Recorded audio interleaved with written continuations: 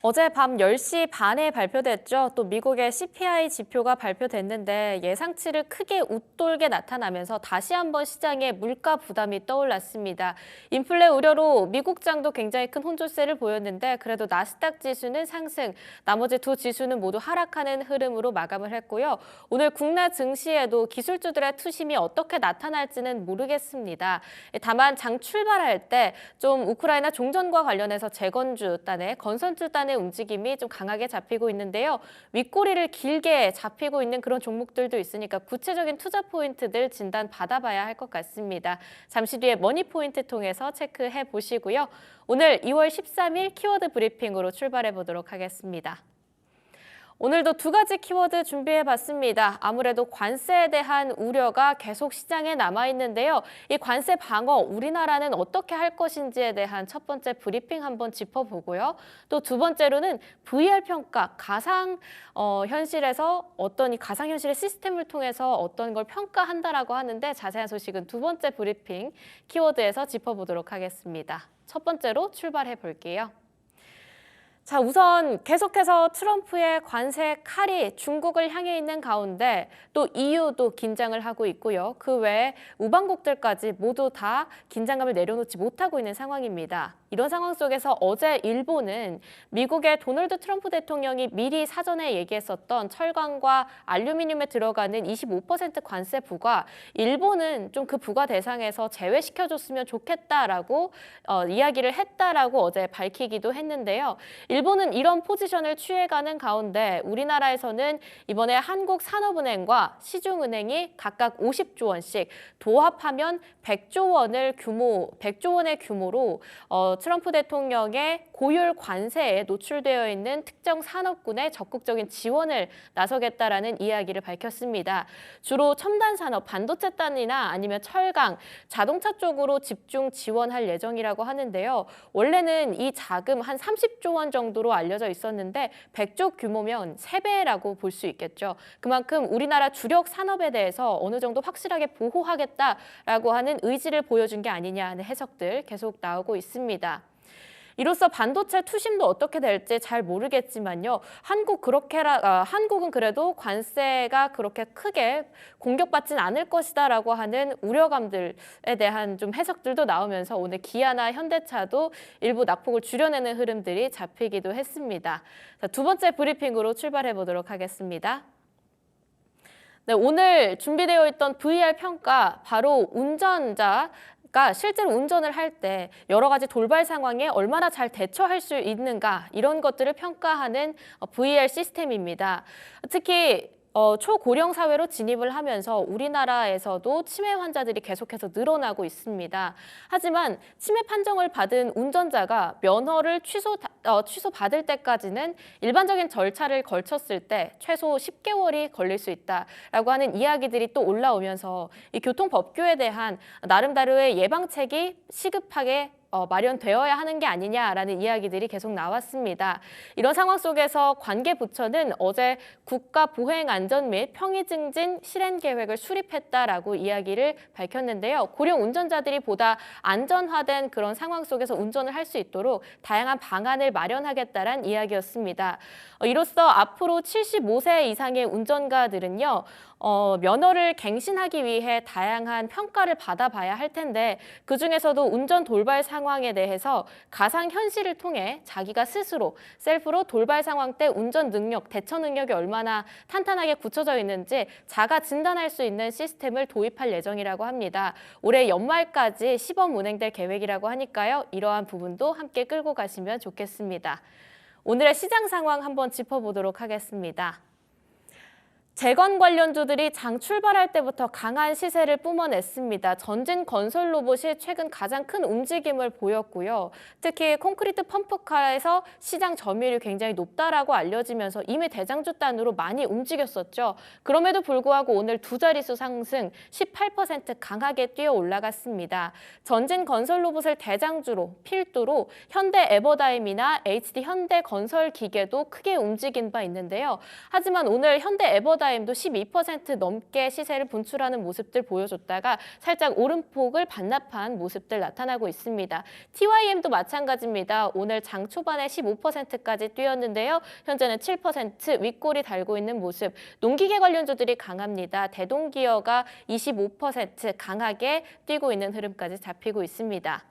그 다음 섹터도 한번 살펴보도록 하겠습니다. 관세에 대한 우려가 시장에 다시 한번 크게 올라오면서 어제 낙폭이 깊었던 약간은 조정받아갔던 게임주들도 움직임을 보여주고 있습니다. 관세에 대한 우려로부터도 어느 정도 벗어날 수 있고 특히 신규 IP에 대한 움직임들을 게임업계 내에서도 계속 보여주고 있기 때문에 이런 신작에 대한 기대감들이 다시 한번 주가를 끌어올려주는 모습이죠.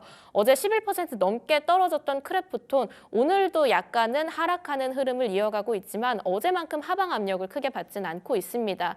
그 와중에 펄어비스 같은 경우는 붉은 사막에 대한 출시일이 조금 더 미뤄질 수 있다라는 이야기들이 좀 나오면서 계속 혼조세를 보이고 있고요. 데브시스터즈가 강하게 올라갑니다. 6% 상승입니다. 그 외 시프트업이나 위메이드 같은 경우도 오늘 2%, 3% 빨간불 켜주고 있는 모습 함께 확인되고 있는데요.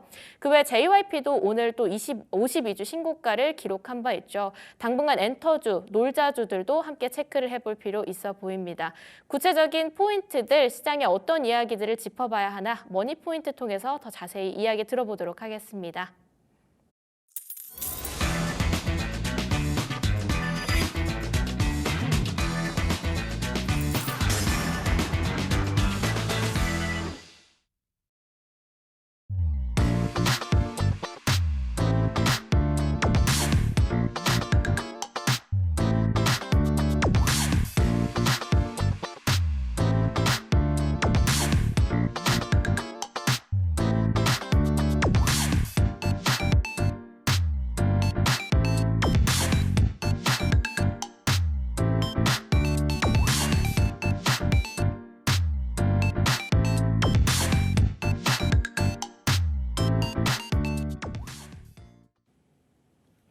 네, 오늘은 딜사이트 S의 강호진 마스터와 함께하도록 하겠습니다. 마스터님 안녕하세요. 네, 안녕하세요. 좀 미국 증시가 나름대로 혼조세를 보였지만 나스닥 지수도 보면 또 1시 이후로부터 천천히 반등하는 흐름 보여줬고요. 네. 그렇게 봤을 때 어제 저녁까지만 해도 저는 우리 시장이 좋지 않을 것 같다라는 우려감이 컸는데 오늘 아침에 장을 열어보니 나쁘진 또 않은 것 같다 싶기도 하고요. 또 너무 테마장인가 싶기도 하고요. 오늘 시장은 어떻게 흘러갈 것 같으세요? 네, 일단은 지금 시장의 분위기를 좀 살펴볼 필요가 있거든요. 네. 그러니까 즉 어떤 한 가지 이슈를 가지고 시장이 어떻게 해석을 하느냐 이 부분을 좀 봐야 되는데 사실상 예전에 이제 인플레, 그다음에 이제 CPI가 높게 나왔다라고 네. 하면은 시장이 좀 어떻게 반응을 했죠? 굉장히 위축됐었죠. 그렇죠. 그래서 이전에는 인플레에 대한 부담감으로 인해서 뭐 금리 인하에 대한 부분이 뭐 지연이 된다든지 이런 부분들이 악재로 좀 작용을 했습니다. 그래서 물론 이번에도 이 CPI가 높게 나오게 되면서 시장이 처음에는 좀 부담을 가지고 출발을 했으나 사실 최근에 또 시장에서 큰 이슈를 좀 받고 있는 것은 사실 이렇게 좀 둔화가 됐었던 인플레보다는 관세에 대한 부분이 좀 이슈가 더 컸었거든요. 이제 그러다 보니까 지금 CPI가 예상치보다 좀 상회를 하게 되면서 좀 물가가 다시 올라간다라는 게 확인이 됐죠. 이제 그렇게 되면서 이제 트럼프 정부에서도 마찬가지로 지금 인플레가 다시 잡히지 않는다라고 했는데 근데 거기서 관세까지 더해진다. 그러면 인플레는 당연히 더 올라갈 수밖에 없겠죠. 이제 그러다 보니까 이 관세에 대한 부분도 어느 정도 좀 완화가 되지 않을까. 지금 당장 관세를 좀 부과하기에는 미국 입장에서도 좀 부담스러운 입장이지 않을까라는 얘기들이 좀 나오게 되면서 시장에서는 오히려 그런 부분들이 그러니까 이 리스크에 대한 부분들이 좀 완화가 됐다. 그렇기 때문에 미장도 하락 출발을 했다가 점점 말아올리게 되면서 오히려 나스닥 같은 경우에는 또 상승 마감을 해주기도 했죠.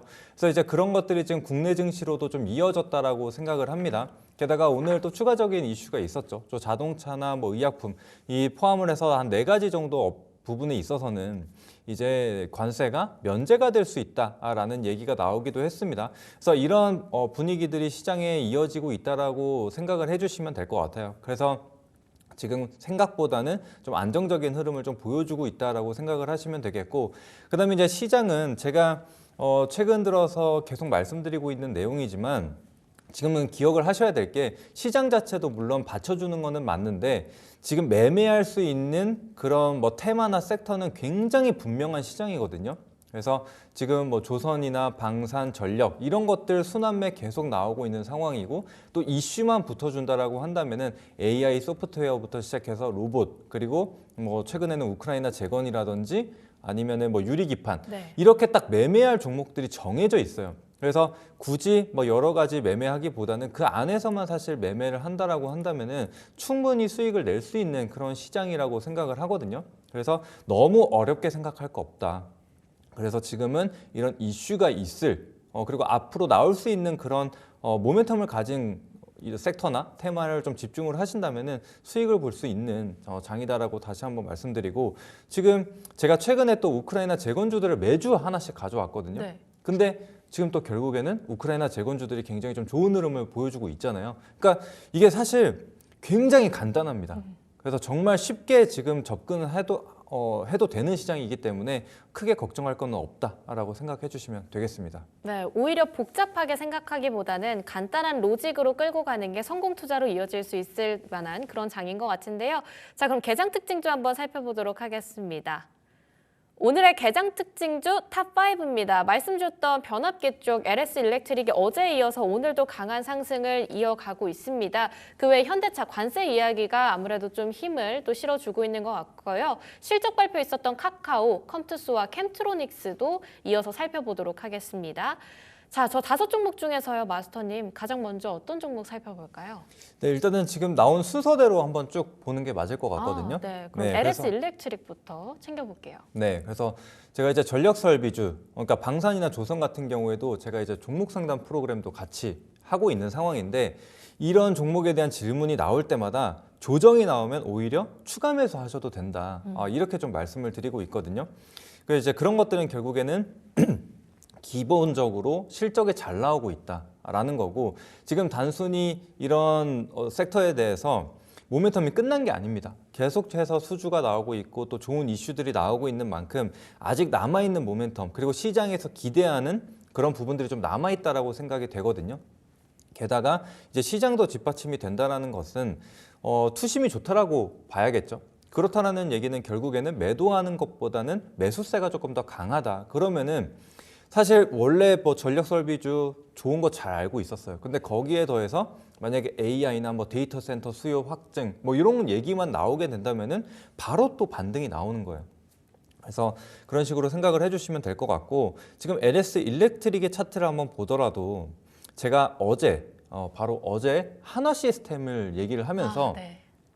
한화 시스템 자리가 어제 한 16% 정도의 상승이 나왔었던 한 28,000원 정도대에서 방송을 했거든요. 네. 그때 제가 말씀드린 걸 기억하시나요 혹시? 정확하게는 딱 기억 못하는 것 같아요. 하지만 너무 아쉬워하셨던 건 기억이 납니다. 네. 근데 제가 그때 말씀드렸던 게 뭐냐면 지금 방산 좋은 거 잘 알고 있는 상황이고 그러고 지금 이미 거의 고점 구간까지 와 있고 또 거래량이 굉장히 많이 터졌다. 지금 1시간밖에 되지 않았는데 거래량이 굉장히 많이 발생을 했기 때문에 이 정도면 그냥 신고가 가겠다라는 거다라고 맞아요. 네, 말씀을 드렸죠. 그러고 나서 어제 뭐 상한가까지도 터치를 해주고 또 오늘 추가적인 상승이 나오는 이런 강력한 모습이 나오고 있죠. 그래서 지금 LS 일렉트릭 같은 경우에도 보시면은 다시금 직전 고점을 좀 돌파하고 25만 원까지도 지금 안착을 해주는 모습이 확인이 됐거든요. 이런 흐름을 좀 보여준다라고 한다면은 사실상 지금은 또 신고가까지도 다시금 열어두고 좀 봐야 되는 상황이지 않을까. 그게 왜냐면은 요즘 이 시장의 흐름을 한번 보게 되면은 지금 방산주들 같은 경우에도 중간중간 조정이 안 나온 게 아니에요. 분명히 나왔단 말이죠. 그럼에도 불구하고 호실적 발표하면서 또 추가적인 상승이 나오고 또 수주 이야기 나오면 또다시 고점을 뚫고 이런 흐름이 계속됐어요. 그래서 지금 LS 일렉트릭 같은 경우에도 또 데이터 센터에 대한 이런 부분들이 얘기가 계속 나오고 있죠. 그래서 추가 수주가 충분히 나올 수 있는 구간이라고 좀 보시면 되겠고 또 지금 미국 같은 경우에는 지금 리쇼어링 정책을 계속적으로 강조를 하고 있단 말이에요. 그래서 지금 다른 공장들이 계속적으로 지금 미국으로 다시 돌아오려는 그런 모습들을 좀 보여주고 있고 또 지금 수출하고 있는 입장 그리고 이제 우리나라 기업들 같은 경우에도 어때요? 지금 미국 안에서 공장을 계속적으로 증설을 하려고 하는 분위기죠. 그렇다라고 한다면은 단순히 AI뿐만이 아니라 이런 전체적인 이 산업들로 봤을 때 이 전력 수요가 증가를 할 수 있다. 그래서 물론 이게 정말 끝도 없이 우상향을 할 수 있다. 이렇게 말씀드리는 게 아니라 지금은 확실히 이런 추세를 타고 있는 종목들을 봐야 될 필요가 있다. 이 정도로만 생각을 해주시면 될 것 같아요. 그래서 가는 종목군들이 지금 더 가는 그런 모습들을 보여주고 있다. 그래서 지금 모든 업황이 지금 다 좋은 게 아니기 때문에 이렇게 딱 뚜렷한 기업들로 수급이 계속적으로 쏠리고 있다는 것을 우리가 확인할 수 있거든요. 그래서 전력 설비 갈 때 뭐 조선이나 방산 쉬고 또 조선 갈 때 방산이나 뭐 다른 것 전력 설비가 쉬고 이렇게 계속 이 섹터별로 순환매가 이루어지고 있어요. 그래서 오늘 같은 경우에도 보시면은 어제 좋았던 방산, 물론 하나시스템이나 이런 개별주들은 좀 올라가는 것들이 확인이 되지만 좀 쉬어가는 모습들이 나타나거든요. 그래서 이런 것들이 계속 우리가 체크를 한다면은 또다시 전력설비주들 상승이 나오고 신고가까지도 나타날 수 있지 않을까 이렇게 생각을 해볼 수 있겠고, 역시나 마찬가지로 단기 이평선 구간 이탈하지 않는 선에서는 우리가 계속 접근해 볼 수 있다. 이렇게 먼저 말씀드리도록 하겠습니다. 네, 우선 강한 장인 만큼 오르는 종목들이 계속 그 추세를 이어가는 경우가 많다 이렇게 말씀 주셨는데요. 뭐 여러 가지 말씀을 주셨지만 그 외에도 유럽도 지금 스타게이트, 유럽판 스타게이트를 출범시키겠다 뭐 이런 얘기들 계속 나오는 것처럼 앞으로 인공지능에 대한 투자가 점점 확대되면 확대될수록 전력에 대한 수요도 더 커질 수밖에 없을 것 같습니다. 장기적으로 끌고 가기에도 괜찮을 것 같은 종목 LS 일렉트릭 첫 번째 특징주로 받아봤고요. 그 다음으로 현대차 한번 살펴보도록 하겠습니다. 현대차는 오히려 최근까지 눌림이 좀 있었습니다. 관세에 대한 부담이 컸었던 종목인데 오늘은 좀 오랜만에 해방된 것 같은 그런 느낌을 보여주고 있어요. 어떻게 보고 계실까요? 네, 사실 이제 지난번에도 현대차 관련된 얘기가 나왔을 때 제가 말씀드렸었던 부분이 이제 관세에 대한 우려 또 있고, 그리고 이제 현대차나 기아차 같은 경우에는 살짝 피크아웃에 대한 얘기가 계속적으로 좀 나오게 되면서 이미 또 주가도 많이 올랐었고, 그래서 현대차나 기아보다는 차라리 자동차 부품주들을 좀 보자라고 좀 말씀을 드렸거든요.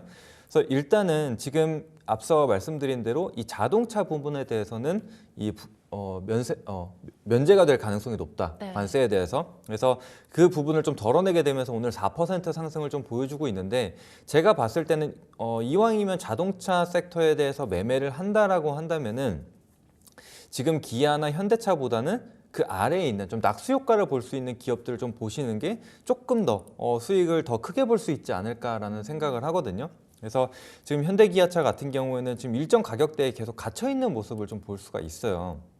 그래서 지금 잠깐 차트를 한번 보시게 되면은 20만 원에서 대략적으로 23만 원 정도 사이에서 계속적인 등락을 좀 반복을 하고 있죠. 그래서 지금 상방으로 좀 열어두더라도 23만 원으로 좀 갇혀 있는 그런 모습을 좀 볼 수가 있기 때문에 제가 봤을 때는 지금 아직 덜 오른 그런 자동차 부품주들도 상당히 좀 많다라고 생각을 하거든요. 그래서 그런 쪽으로 조금 더 눈을 돌려보시는 게 좋지 않을까. 그리고 일단 뭐 현대기아차 자체만 두고 보더라도 일단은 가장 무거웠었던 이 관세 리스크를 좀 내려놓기 때문에 만약에 여기서 확정이 된다. 그래서 오늘 이제 행정명령 서명이 좀 예정되어 있거든요. 그래서 거기서 확실하게 자동차는 관세가 없다라고 한다면은 뭐 추가적인 상승은 나올 수가 있겠습니다. 근데 제 생각에는 조금 그 하위에 있는 종목군들이 탄력은 조금 더 좋지 않을까. 이렇게 좀 생각을 하고 있어요. 그래서 일단은 자동차 부분으로 봤을 때는 지금 시장이 뭐 국내 시장은 잠깐 좀 주춤하기는 했지만 그래도 여전히 특히나 이 북미 시장으로 봤을 때는 굉장히 좀 잘 되고 있는 상황이거든요. 그래서 그런 부분에 있어서는 조금 우려가 없다. 그래서 실적에 대한 부분이 갑자기 확 꺾일 일은 없지 않을까. 이렇게 좀 생각을 하고 있습니다.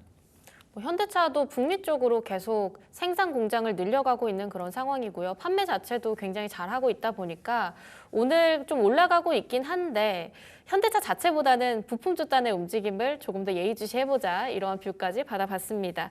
자, 이어서 카카오 한번 살펴보겠습니다. 오늘 카카오가 실적 발표가 있었는데 컨센 대비해서는 살짝 아쉬운 실적이 나온 것 같아요. 어떻게 보고 계실까요? 네, 이제 아무래도 지금 카카오 자체만을 두고 봤을 때 원래 이전에는 이제 카카오뱅크나 카카오페이가 이제 실적에 대한 부분 그리고 뭐 거래액이 증가한다라는 이런 좀 긍정적인 이슈가 나오게 되면서 카카오 그룹주가 전반적으로 다 같이 올랐거든요. 근데 이제 카카오의 실적이 예상보다 조금 떨어지다 보니까 지금 확실히 좀 상승폭을 좀 반납하는 그런 모습들이 나타나고 있죠. 게다가 지금 뭐 네이버나 카카오 같은 경우는 AI라는 모멘텀을 가지고는 있지만 이게 사실 정말 어느 정도의 수익성을 낼 수 있는가. 그리고 사실 이 네이버, 카카오 같은 경우에는 내수에 좀 머무르고 있죠. 사실상 이제 해외로 좀 벗어날 수 있는, 뻗어나갈 수 있는 그런 모멘텀이 살짝 부족하다 보니까 사실상 여기서 수익을 얼마나 만들어낼 수 있을까에 대한 우려가 좀 남아있다라고 좀 생각을 하는 것 같아요. 그래서 제가 이전에도 이제 카카오 주가 흐름을 좀 말씀을 드릴 때 우리가 확실히 뭔가 추세의 전환에 대한 부분을 보려면은 이전 고점을 좀 돌파할 필요가 있다. 우리가 이 점을 좀 체크를 해야 된다. 그래서 우리가 1차 목표가를 좀 잡는다라고 한다면은 이전 고점 구간 뭐 47,000원 정도로 잡고 봐야 된다라고 말씀을 드렸거든요. 그래서 지금 잠깐 차트를 한번 보시게 되면은 또다시 상승이 나오기는 했지만 이 문턱을 넘지 못하고 조정이 나오고 있어요. 네. 그래서 지금 계속 갇혀 있는 흐름이기 때문에 카카오는 계속 중장기적으로 내가 끌고 간다라고 생각하기보다는 일정 구간 박스권 내에서 계속적인 이 반복 트레이딩 관점으로 좀 보시는 게 맞을 것 같고, 그다음에 또 한 가지 악재라고 하면 악재라고 할 수 있는 게 이 금리에 대한 부분이죠. 그래서 이런 성장주 같은 경우에도 이제 금리에 대해서 영향을 좀 많이 받습니다. 그래서 네이버나 카카오 같은 경우에도 금리 인하 시기에서 계속적으로 하락세를 좀 보여왔거든요. 그래서 네이버의 차트도 한번 보시게 되면은 금리 인하에 대한 기대감이 뭐 축소가 되고 그럴 때마다 주가 하락이 계속적으로 이어졌어요. 그래서 네이버 역시도 지금 반등이 나오고 있지만 여전히 이전 고점 구간을 확실하게 확 돌파하는 모습은 안 나타나고 있다는 거죠. 게다가 오늘 똑같이 2%대의 하락을 보여주고 있다.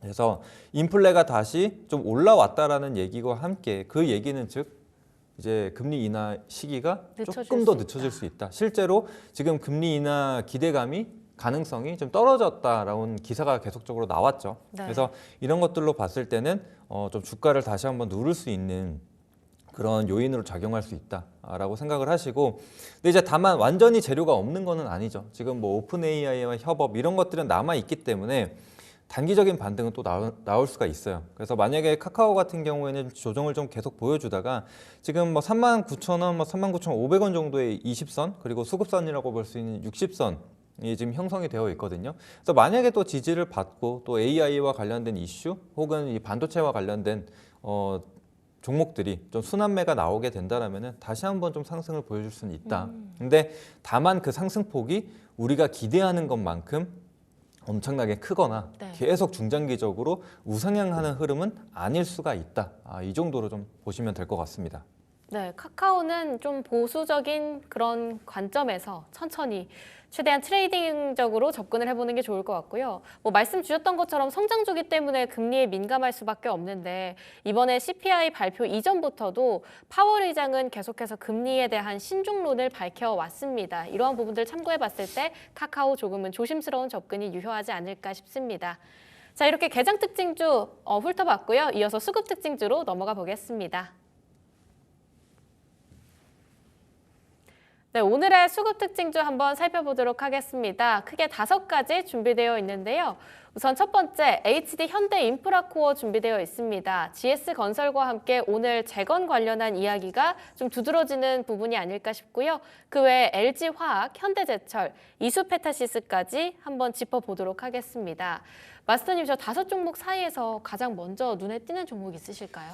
네, 일단은 현대인프라코어가 아무래도 좀 눈에 띄는데 이거는 사실 조금 이따가 얘기를 해야 될 것 같아요. 왜냐면 이제 추천주로서 또 AS 시간이 따로 있기 때문에 조금 이따가 추가적으로 좀 말씀드리도록 하겠고, 그 다음 또 종목이 이제 화학 쪽이었죠. LG화학. 그래서 LG화학을 한번 보도록 할게요. 네, 그래서 지금 사실 화학 쪽도 그다지 지금 좋은 상황이 아니죠. 그래서 이전부터 화학 쪽은 계속적인 지금 업황에 대한 불안감이 이어지고 있는 상황이에요. 그래서 실제로 적자도 지금 많이 보고 있는 상황이고, 근데 이제 LG화학 같은 경우에 사실 화학 쪽보다는 이전부터 이제 2차 전지 이 소재에 대한 부분으로 좀 부각을 받으면서 상승이 좀 나왔단 말이에요.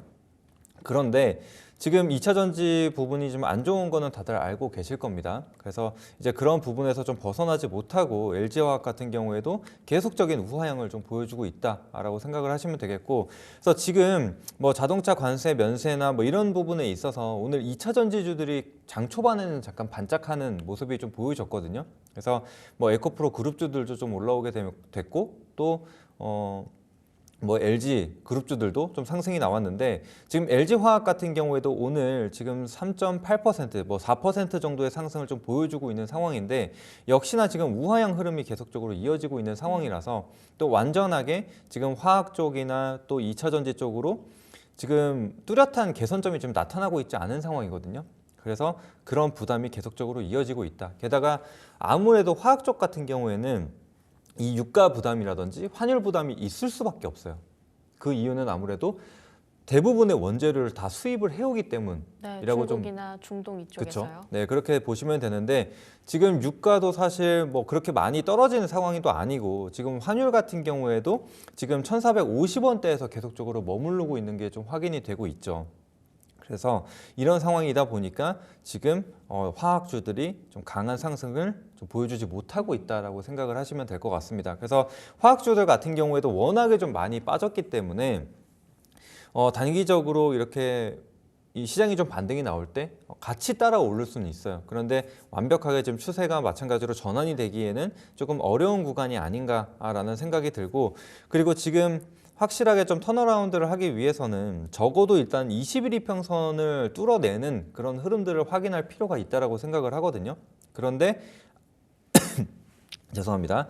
이제 오늘 흐름도 보더라도 23만 원 정도의 21선이 좀 형성이 되어 있는데, 이 구간을 지금 넘어서지는 못하고 있어요. 그래서 이전부터 흐름을 한번 보시게 되면은 21선 부근에서 계속 저항을 받고 좀 떨어지는 게 확인이 되죠. 그래서 이번에도 마찬가지로 여기서 21선 살짝 터치를 했다가 또다시 밀리는 그림. 네. 그래서 최저점을 경신하는 그런 모습들이 나타날 수 있다라고 생각을 해주시고, 그래서 지금 제가 바닥주에 대해서도 강조를 좀 많이 드리고 있는 상황인데, 바닥주를 잡을 때는 확실하게 뭔가 이제 재료라는 게 좀 있어야 되거든요. 그런데 아직까지는 눈에 띄는 재료가 없기 때문에 바닥주 관점, 이제는 막 턴어라운드를 하겠지? 이 정도 빠졌으면 많이 빠졌겠지라는 관점으로 좀 막연하게 진입을 하기보다는 좀 뚜렷한 개선점이 좀 나타날 때까지는 기다려 보시자. 그래서 지금 워낙에 다른 종목군들 사이에서 매매할 게 상당히 많거든요. 네. 그래서 굳이 지금 2차 전지주에 집착할 필요는 없지 않을까. 네, 그렇게 생각을 하고 있습니다. 네, 다른 좋은 섹터, 좋은 종목들 많다 보니까요. 지금 당장은 2차 전지, 화학 쪽은 살짝 묻어둬도 되지 않을까 싶습니다. 그럼 그 다음 종목으로 이수페타시스를 한번 살펴볼까요? 뭐 유증 관련한 이슈로 주가가 많이 눌리기도 했지만 요즘 강한 추세를 잘 따라 붙어가면서 이미 전고점까지를 앞두고 있습니다.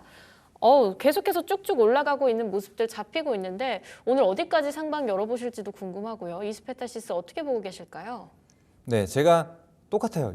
이수페타시스도 제가 뭐 지지난주인가에 한번 말씀을 드렸던 것 같아요. 그래서 똑같이 머니마스터 1부에서 이 유상증자 관련된 얘기를 했고, 그 부분이 제거가 됐다. 그렇다면 어떻게 돼야 되죠? 기업 자체를 봐야죠. 그렇죠. 그러면은 이제 실적 좋은 건 다 알고 있고, 또 AI 가속기와 관련돼서 지금 수요는 꾸준하게 유지가 되고 있다. 그러면은 올라야죠. 이렇게 얘기를 했습니다. 그래서 지금 이수페타시스 흐름 어떻게 보면은 당연한 흐름이라고 좀 보시면 될 것 같습니다. 기존에 주가를 좀 압박을 해왔었던 리스크가 제거가 됐기 때문에 이제는 좀 제자리를 찾아가고 있다. 이렇게 좀 봐주시면 될 것 같고요. 지금 차트를 한번 잠깐 보도록 하겠습니다. 그래서 지금도 지금 이수페타시스가 계속 올라오게 되면서 이전 고점 구간까지 지금 올라와 있는 자리예요. 근데 46,000원 구간에서도 보시면은 이전에 이렇게 이중천장 형태의 차트를 좀 만들었던 게 확인이 되죠. 그래서 이번 상승에 있어서 이 46,000원 구간을 돌파하는 그런 흐름들이 확인이 되어야 됩니다. 그러면은 사실 46,000원 구간 돌파하게 된다라면은 제가 봤을 때는 이전 고점 구간까지 그냥 확 열어두고 가져가는 게 맞다라고 생각을 하거든요. 그리고 이번에 실적 발표를 함에 있어서도 굉장히 좋은 실적을 보여줬어요. 그렇다라는 얘기는 지금 어닝 시즌으로서 실적 발표 좋은 실적을 좀 발표를 한 기업들 같은 경우에는 지금 좋은 흐름을 계속적으로 이어가고 있단 말이에요. 그러면 이수페타시스도 마찬가지로 그런 흐름을 타고 계속적으로 올라갈 수 있는 가능성은 좀 남아 있다라고 보시면 될 것 같습니다. 네. 게다가 지금 뭐 AI에 대해서 지금 딥시크 쇼크가 좀 있기는 했지만 제가 이전에도 그 정도의 우려는 아니다라고 좀 말씀을 드렸죠. 그래서 앞으로 AI에 대한 투자는 계속적으로 좀 이어질 거라고 좀 보고 있기 때문에 이 이수페타시스에 대한 뭐 실적도 단기간에 갑자기 좀 꺾이는 그런 흐름은 안 나타나지 않을까라고 좀 보고 있습니다. 근데 이제 다만 지금 이 제이오 인수와 관련돼서 그리고 이 유상증자와 관련된 이슈가 지금 제거가 되게 되면서 지금 21,000원부터 44,000원까지 벌써 네. 100%가 넘는 상승이 나왔거든요.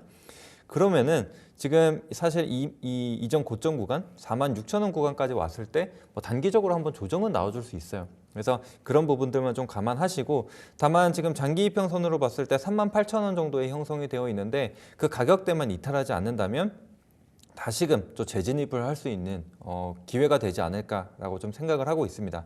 근데 이제 만약에 46,000원을 돌파를 하는데 이전처럼 1,000만 주 이상의 좀 강한 거래량이 실리면서 돌파를 한다라고 한다면은 오히려 또 강한 슈팅이 나올 수가 있기 때문에 그런 점들 같이 좀 비교를 하시면서 대응하시면 될 것 같습니다. 그 부분은 어찌 보면 어제 말씀 주셨던 하나시스템이랑 좀 비슷한 거네요. 전고점 돌파할 때 강한 거래량이 실릴 경우에는 조금 더 끝까지 올라갈 수 있다. 이런 부분들도 함께 체크를 해보면서 이수페타시스 받아봤습니다. 현대제철로 한번 살펴볼게요. 이 철강과 또 알루미늄 쪽으로의 관세 얘기가 계속 나오면서 관심주로 올라왔었던 종목들이기도 하고요. 무엇보다 외국인이 현재 계속 담고 있는 모습들로 잡히고 있는데 이 부분이 특징적이라고 봐야 할지도 궁금합니다. 네, 이게 또 사실 좀 재밌는 게 관세가 부과된다라고 하는 날, 네, 그날 그 기사가 나오고 나서 철강주들이 다 올랐어요. 맞아요. 알루미늄주들도 다 같이 올랐고. 근데 이제 물론 지금 미국 내에 공장이 있는 기업들 뭐 이런 것들은 사실 이해할 수 있는 부분이었거든요. 네. 근데 관세가 부과되는데 왜 이 종목들이 올라갈까? 이런 생각을 했는데 이제 굳이 이유를 찾자면은 이제 철강주들도 사실 이전부터 소외가 된 지 좀 오래가 됐고, 근데 이제 가장 상승 요인이라고 좀 볼 수 있는 것은 이제 중국에 대한 부분이라고 생각을 하거든요. 그래서 이전부터 이 조선도 마찬가지, 그리고 이제 철강도 마찬가지로 이 싼 값에 이제 철강을 중국산 철강을 판매를 하기 때문에 국내 철강주들이 굉장히 좀 힘들었어요. 그게 네. 지금까지도 좀 이어지고 있는 상황인데. 근데 지금 마찬가지로 이 관세에 대한 부분, 중국산 철강에 대한 관세가 있었는데 거기에 대해서 추가적으로 관세가 붙었단 말이에요. 그러면은 이제 상대적으로 봤을 때 중국 제품이 더 비싸지게 되는 거죠. 그러면 이제 저가 메리트에 대한 부분이 좀 상쇄가 되는 부분이기 때문에 한국산 철강에 대한 수요가 좀 늘어날 수 있지 않을까라는 얘기가 좀 생겨나는 거고, 그다음에 지금 경제 자체도 좀 나쁘지 않기 때문에 또 인프라에 대한 투자, 그리고 우크라이나 재건에 대한 재료, 이런 부분들이 지금 복합적으로 좀 실려줬다라고 좀 생각을 하거든요. 그래서 이것도 사실 지금 특별하게 정말 앞으로 뭐 철강주들이 좋아질 거다, 뭐 실적이 엄청나게 개선이 될 거다, 이런 관점보다는 지금 오랜 기간 쉬어왔고 또 이 중국산에 대한 이 관세로 인해서 오히려 좀 반사수혜를 볼 것이다라는 이런 그냥 심리적인 부분이 들어가지 않았을까라는 생각이 좀 들거든요. 그래서 일단은 그런 점들 참고하시고, 네. 그다음에 이제 수급적인 측면으로 우리가 접근을 한다면 지금 좋은 거는 맞아요. 물론 지금 기관에서 순매도를 연속적으로 좀 보여주고는 있지만 그 물량들을 지금 외국인이 집중해서 좀 받아가고 있는 상황이거든요. 그래서 우리가 항상 이렇게 좀 큰 섹터를 봤을 때, 그리고 이런 코스피 중에서도 대장주들을 좀 봤을 때 이런 종목군들을 이끌어가는 것은 결국에는 개인보다는 특정 이 메이저였죠. 기관이나 네, 외국인이 외국인이나.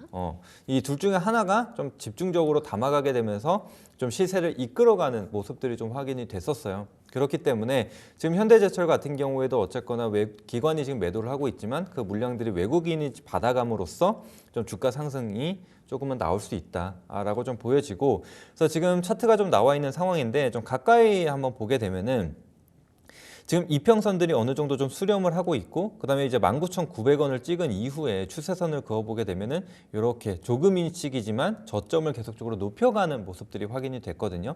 거기에 더해서 지금 고점 구간 뭐 24,000원 구간 정도에서 한 두 차례 정도 저항을 받았다가 오늘 다시 그 가격대로 올라왔어요. 근데 아직 거래량이 크게 눈에 띄는 거래량은 나타나지 않았지만 근데 만약에 여기서 121선 이 장기 이평선 구간을 돌파하게 된다. 그게 딱 24,000원이거든요. 그래서 이 가격대를 돌파하게 되면은 뭐 이전 고점 구간 혹은 지금 장기 이평선 241선이 또 형성이 되어 있는 게 대략적으로 한 27,000원 정도가 될 거예요. 그러면은 그 정도까지는 한번 올라올 수 있지 않을까 이렇게 생각을 해볼 수가 있습니다.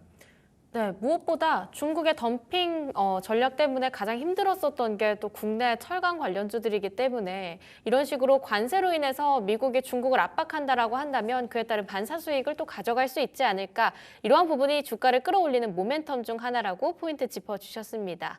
자, 수급 특징주까지 짚어봤으니까요. 본격적인 공략주 타임으로 넘어가 보겠습니다.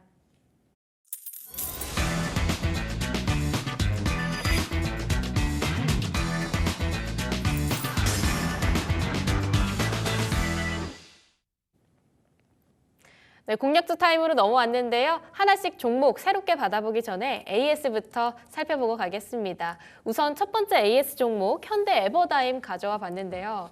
현대에버다임 목표가 달성을 했습니다. 다만 요즘 이런 게 참 문제인 것 같아요. 쭉 강하게 올라가다가 또 싹 빠지는 안타까운 수급. 그럼에도 불구하고 여전히 목표가 위에 있습니다. 새로운 2차 목표가를 세워보는 게 좋을까요?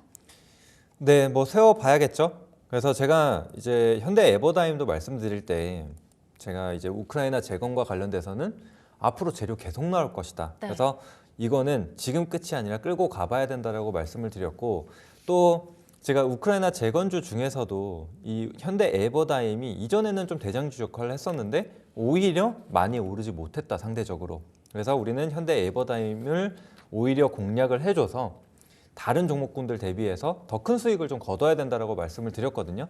그래서 현대 에버다임 같은 경우에는 지금 12,000원 구간까지 올라오게 되면서 지금 수십 %의 수익이 또 나오게 됐습니다. 그리고 테마주기 때문에 제가 두 자릿대의 상승이 좀 나오게 되면은 좀 확정 수익을 좀 챙겨두라고 좀 말씀드리고 있죠. 그래서 일정 구간 챙겨두셨을 거라고 생각이 들고 지금 사실 1,500원 구간만 벗어나지 않는다라고 한다면은 나머지 물량들은 계속적으로 가져가 봐도 된다라고 생각을 하거든요.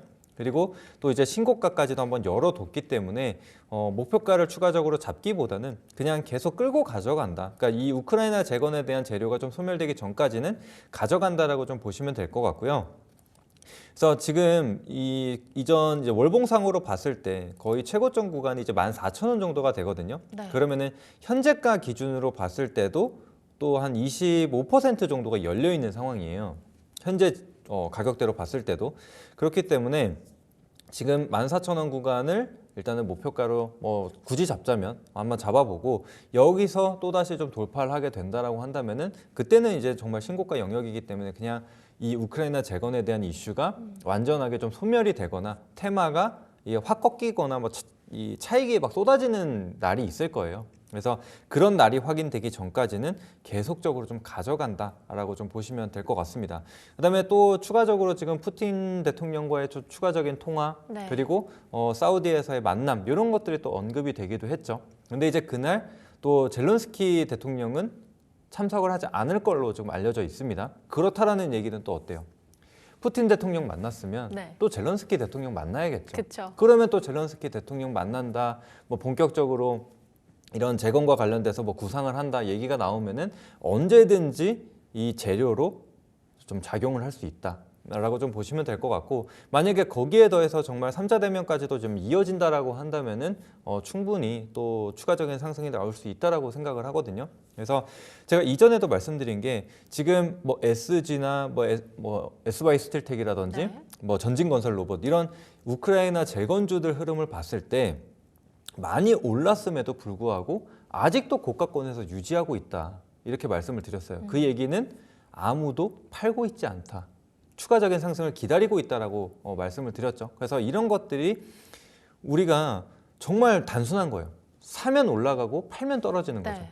근데 떨어지지 않으면은 팔지 않는다. 그러니까 이렇게 단순한 관점으로 접근을 해도 충분히 우리가 이 재건주들은 좀 대응을 할 수 있다라고 생각을 해주시면 될 것 같습니다. 그래서 현대 에버다임 따라오신 분들은 수익 축하드리도록 하겠고 나머지 물량 조금 더 가져가 보시면 되겠습니다. 그러면 기존의 목표가였던 10,000원만 손절가, 그러니까 익절가로 끌고 가고 목표가는 열어두는 방식으로 가져갈까요? 네, 굳이 잡자면은 14,000원으로 잡아두시면 될 것 같아요. 네, 알겠습니다. 2차 목표가 14,000원으로 받아봤습니다. 손절가는 2차적이니까 익절가로 10,000원까지 끌어올려 볼게요. 사실 비슷하게 이야기가 나올 것 같습니다. TYM도 오늘 목표가를 달성했거든요. 마찬가지로 윗꼬리를 달고 있긴 하지만 오늘 당일 고가가 6,530원, 이전에 말씀 주셨던 목표가 6,300원 위로 올라탔습니다. TYM도 2차 목표가 한번 잡아볼 수 있을까요? 네, 그래도 TIM 제가 어제 또 추천을 드렸는데 하루 만에 그러니까요. 네, 급등이 나왔죠. 그래서 제가 이전에 대동이라는 종목을 추천을 해드렸다.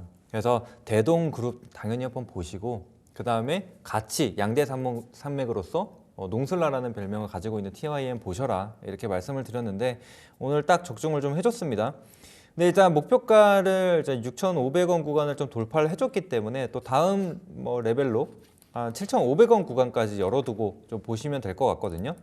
네. 그래서 지금 시장 자체가 또 완전하게 지금 수급적으로 봤을 때 완전하게 밀어주는 시장은 아니었죠. 오늘 자체 외국인이 또 거래소에서 2천억대 또 코스닥에서 300억대를 매도하고 있으면서 차익이 조금 나오는 모습들이 확인이 됐는데 제가 봤을 때는 여전히 재료가 남아있고 그 안에서 순환매는 계속적으로 나올 거라고 좀 보고 있습니다. 그래서 앞서 동일한 내용이기 때문에 그 부분 좀 참고하시고 좀 끌고 간다라는 생각으로 보시면 될 것 같고 만약에 추가적인 조정이 나온다 음봉으로 좀 밀린다라고 한다면은 차라리 한 21선 구간까지 확 열어두고 보시면 될 것 같거든요.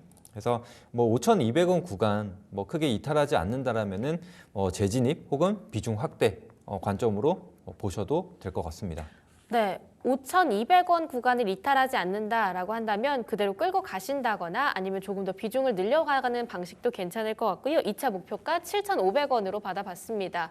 오늘 아무래도 재건 그리고 건설 쪽의 섹터들이 강한 움직임을 보여주고 있기 때문에 AS 받아봐야 하는 종목들이 그쪽으로 또 많이 치우쳐져 있는 것 같습니다. 네. HD 현대인프라코어도 사실 오늘 목표가를 달성해서요. 이 종목도 2차 목표가 받아볼게요. 네.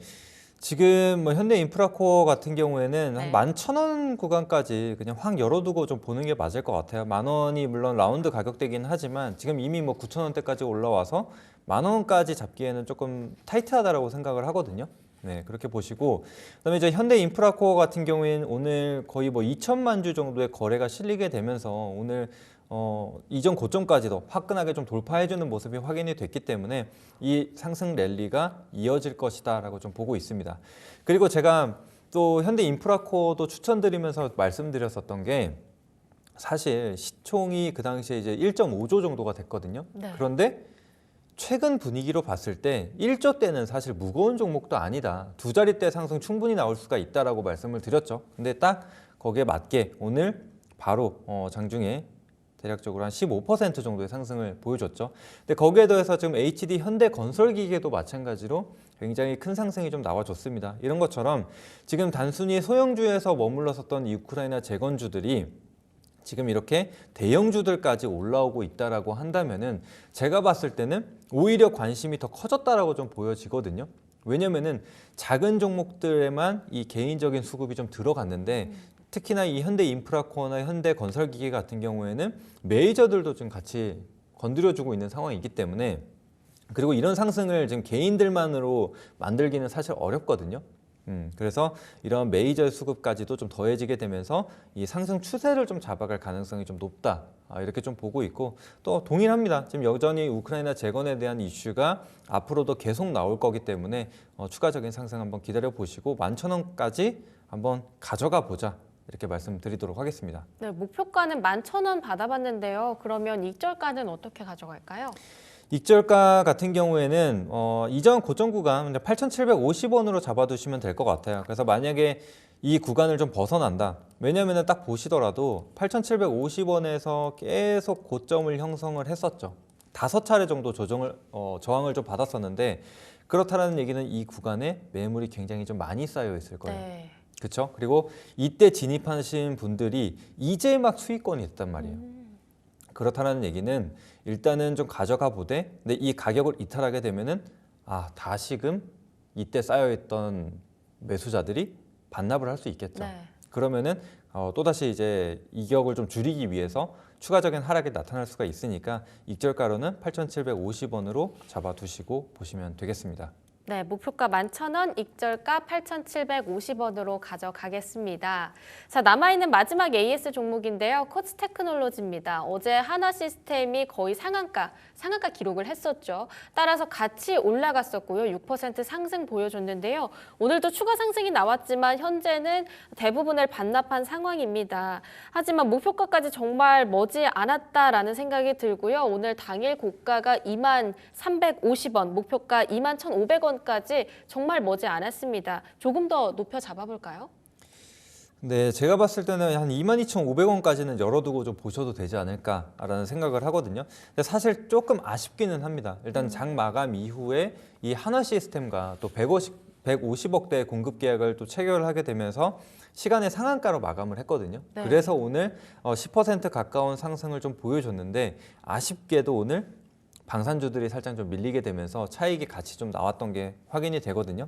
그런데 지금 말씀드린 대로 이 조선 방산 전력 가운데에서는 계속적인 순환매가 좀 나오기 때문에 이 방산주들 지금 조정이 좀 나오고 있지만 또다시 반등을 만들어낼 가능성이 좀 높다라고 좀 보고 있고, 또 이렇게 추가적으로 수주를 따내게 됨으로써 이 실적에 대한 부분, 지금 코츠 테크놀로지 같은 경우에는 매년 이 최대 실적을 좀 갱신하고 있다라고 말씀을 드렸죠. 그래서 이런 부분들이 좀 이어질 가능성이 좀 높기 때문에 좀 중장기적으로 좀 보셔도 되지 않을까. 그래서 오늘 당장 물론 뭐 꼭지에서 차익을 하고 다시 진입하는 게 가장 베스트겠지만, 만약에 그러지 못하셨다라고 하더라도 조금 더 기다려 보시고, 혹은 지금 못하신 분들이라면 다시 한번 기회가 왔다라고 생각하시고 진입해 주시면 되겠습니다.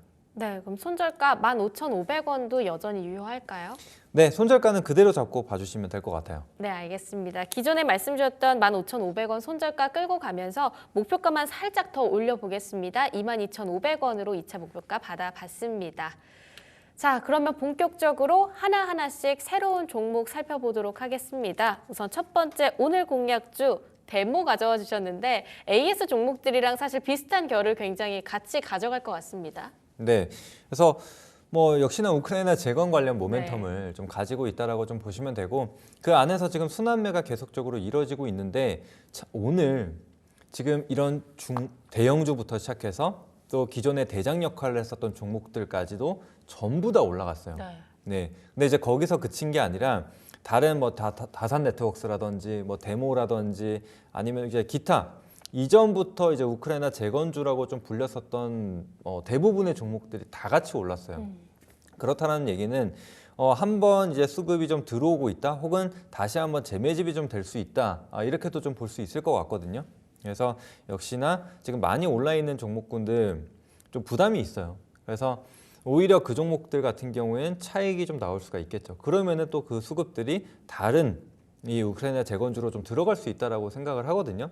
그래서 그런 점들까지도 같이 한번 생각을 해주시면 될 것 같고, 그리고 앞서 말씀드렸지만 이제 트럼프 대통령과 푸틴 대통령이 또 어제 10일 기준으로 통화를 한번 했습니다. 그렇게 되면서 또 사우디아라비아에서 직접적으로 좀 대면을 할 수 있는 좀 가능성이 좀 언급이 되고 있습니다. 이제 그러면서 또 기대감이 계속적으로 실리고 있고, 또 뭐 젤런스키 대통령과의 지금 만남, 원래 이전부터 얘기가 나왔던 게 이제 이 미넨 보안 회의가 끝나고 나서 정상회담 끝나고 나서 또 이제 25일 정도에 만났으면 좋겠다는 얘기를 이미 이전에 했었거든요.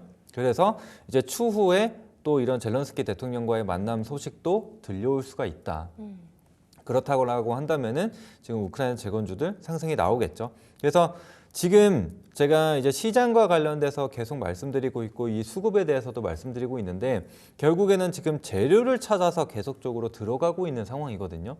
그래서 이 우크라이나 재건주들 같은 경우에도 지금 끝날 것 같지만 끝나지 않는 그래서 이미 많이 올라왔다라고 해도 계속적으로 좀 고가를 돌파하는 그런 모습들이 확인이 되고 있거든요. 그래서 현대 에버다임 같은 경우에도 많이 올랐고 다른 종목군들 대비해서 못 올랐다라고 생각했지만 오히려 오늘 같은 날 더 강하게 오르면서 신고가를 만들어냈죠. 그런 것처럼 지금 다른 이런 데모나 그 외의 종목군들 같은 경우에도 충분히 상승을 좀 보여줄 수 있다라고 생각이 들고 또 특히나 이전에 이 정부 차원에서 이제 우크라이나와 이 MOU 체결을 한 적이 있거든요. 재건과 관련돼서. 근데 이 통상자원부에서 네. 발표를 한 내용 중에 보게 되면은 데모 같은 경우에도 이 우크라이나 재건과 관련된 부분을 좀 MOU를 체결을 했다. 이런 소식이 이전에 나와 있었거든요. 그래서 직접적으로 또 우크라이나 재건과 관련돼서 또 참여를 할 수 있는 가능성도 있는 기업이 또 데모이기 때문에 그런 부분이 다시 한번 재부각이 된다면은 충분히 상승이 좀 나타날 수 있겠다라고 좀 보여집니다.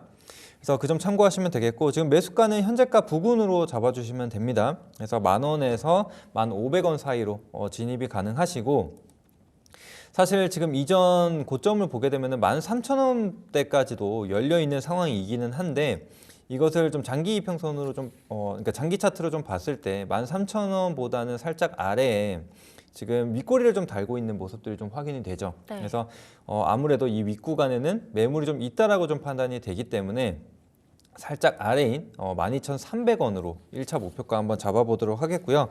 그다음에 이제 추가적으로 손절가 같은 경우에는 마찬가지로 좀 추세를 깰 수 있는 이전 저점 구간인 9,000원으로 잡고 봐주시면 되겠습니다. 네, 우크라이나 재건주 오늘 일제히 다 상승불 켜고 있는데요. 그중에서도 데모 오늘의 공략주로 받아봤습니다. 목표가 12,300원, 손절가는 9,000원으로 끌고 가보도록 하겠습니다.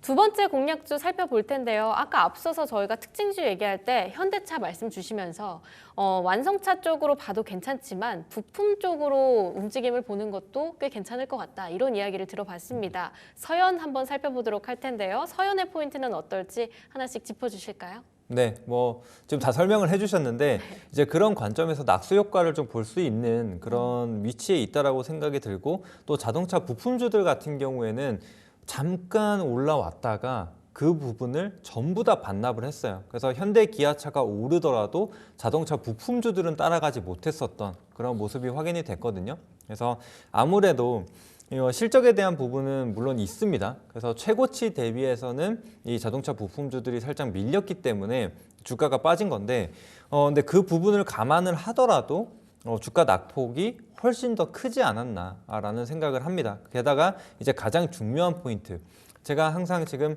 주가가 오르기 위해서는 결국에 어떤 것이 됐든 재료가 필요하다라고 말씀을 드렸는데 이번에 이 자동차 관세 면제와 관련돼서 또 재료가 발생을 했기 때문에 다시 한번 이 부품주들을 좀 볼 필요가 있다 이렇게 생각이 됩니다. 그래서 가장 큰 악재를 지금 제거를 하는 상황이기 때문에 제가 봤을 때는 이 순환매가 유효하다라고 생각이 들고 지금 오늘 같은 경우에는 대형주들이 조금 올라오는 게 확인이 됐죠. 근데 이제 그렇게 되면은 대형주들이 차근차근 좀 움직여주게 된다라면은 지금 이 시장의 흐름으로 봤을 때는 한 섹터가 좀 오르게 된다. 이런 대형주들이나 대표 종목들이 좀 올라가게 되면은 그런 것들이 빠르게 좀 확산되는 모습들이 네. 확인이 되고 있거든요. 그래서 그런 측면으로 참고를 해주시면 될 것 같고요. 그 다음에 지금 사실 서연이라는 기업은 지주회사거든요. 그래서 보통은 이 자회사, 종속회사들이 조금 더 활발한 움직임을 보여주고 지주회사는 비교적 좀 덜 움직이는 모습이 나타났는데 사실 서연 같은 경우에는 오히려 이 자회사보다 더 큰 움직임을 보여주는 경우들이 많았거든요. 그 이유는 뭐냐면은 서연 이화가 이제 상장되어 있는 자회사거든요. 그런데 이 기업의 시가총액을 보시면은 3,300억대예요. 네. 근데 서연의 시가총액을 보게 되면은 현재 기준으로 1,600억대입니다. 오. 그래서 아무래도 이제 시총이 좀 가볍다 보니까 이 돈을 벌어오는 것들은 이제 종속 회사지만 변동성으로 봤을 때 조금 더 가벼운 서연이 튀어오르는 그런 모습들이 이전부터 좀 많이 확인이 됐다 이렇게 생각을 해주시면 됩니다. 그렇기 때문에 굳이 서연 이화보다는 서연을 가져온 이유가 거기에 있다라고 생각을 해주시면 되겠고요. 그다음에 추가적으로 이 실적에 대해서 좀 보도록 하겠습니다. 지금 실적을 보시더라도 2023년도까지 굉장히 좀 좋은 흐름을 좀 보여줬어요. 근데 이제 분기로 좀 나눠서 아직 4분기에 대한 실적이 좀 확정 실적이 좀 나오지는 않았지만 그래도 나쁘진 않았습니다. 1분기 600억대, 그다음에 2분기 700억, 그다음 3분기 800억대 나왔거든요. 그럼 이제 3개 분기의 실적을 합쳐보게 되면은 영업이익이 2,100억이 나왔습니다.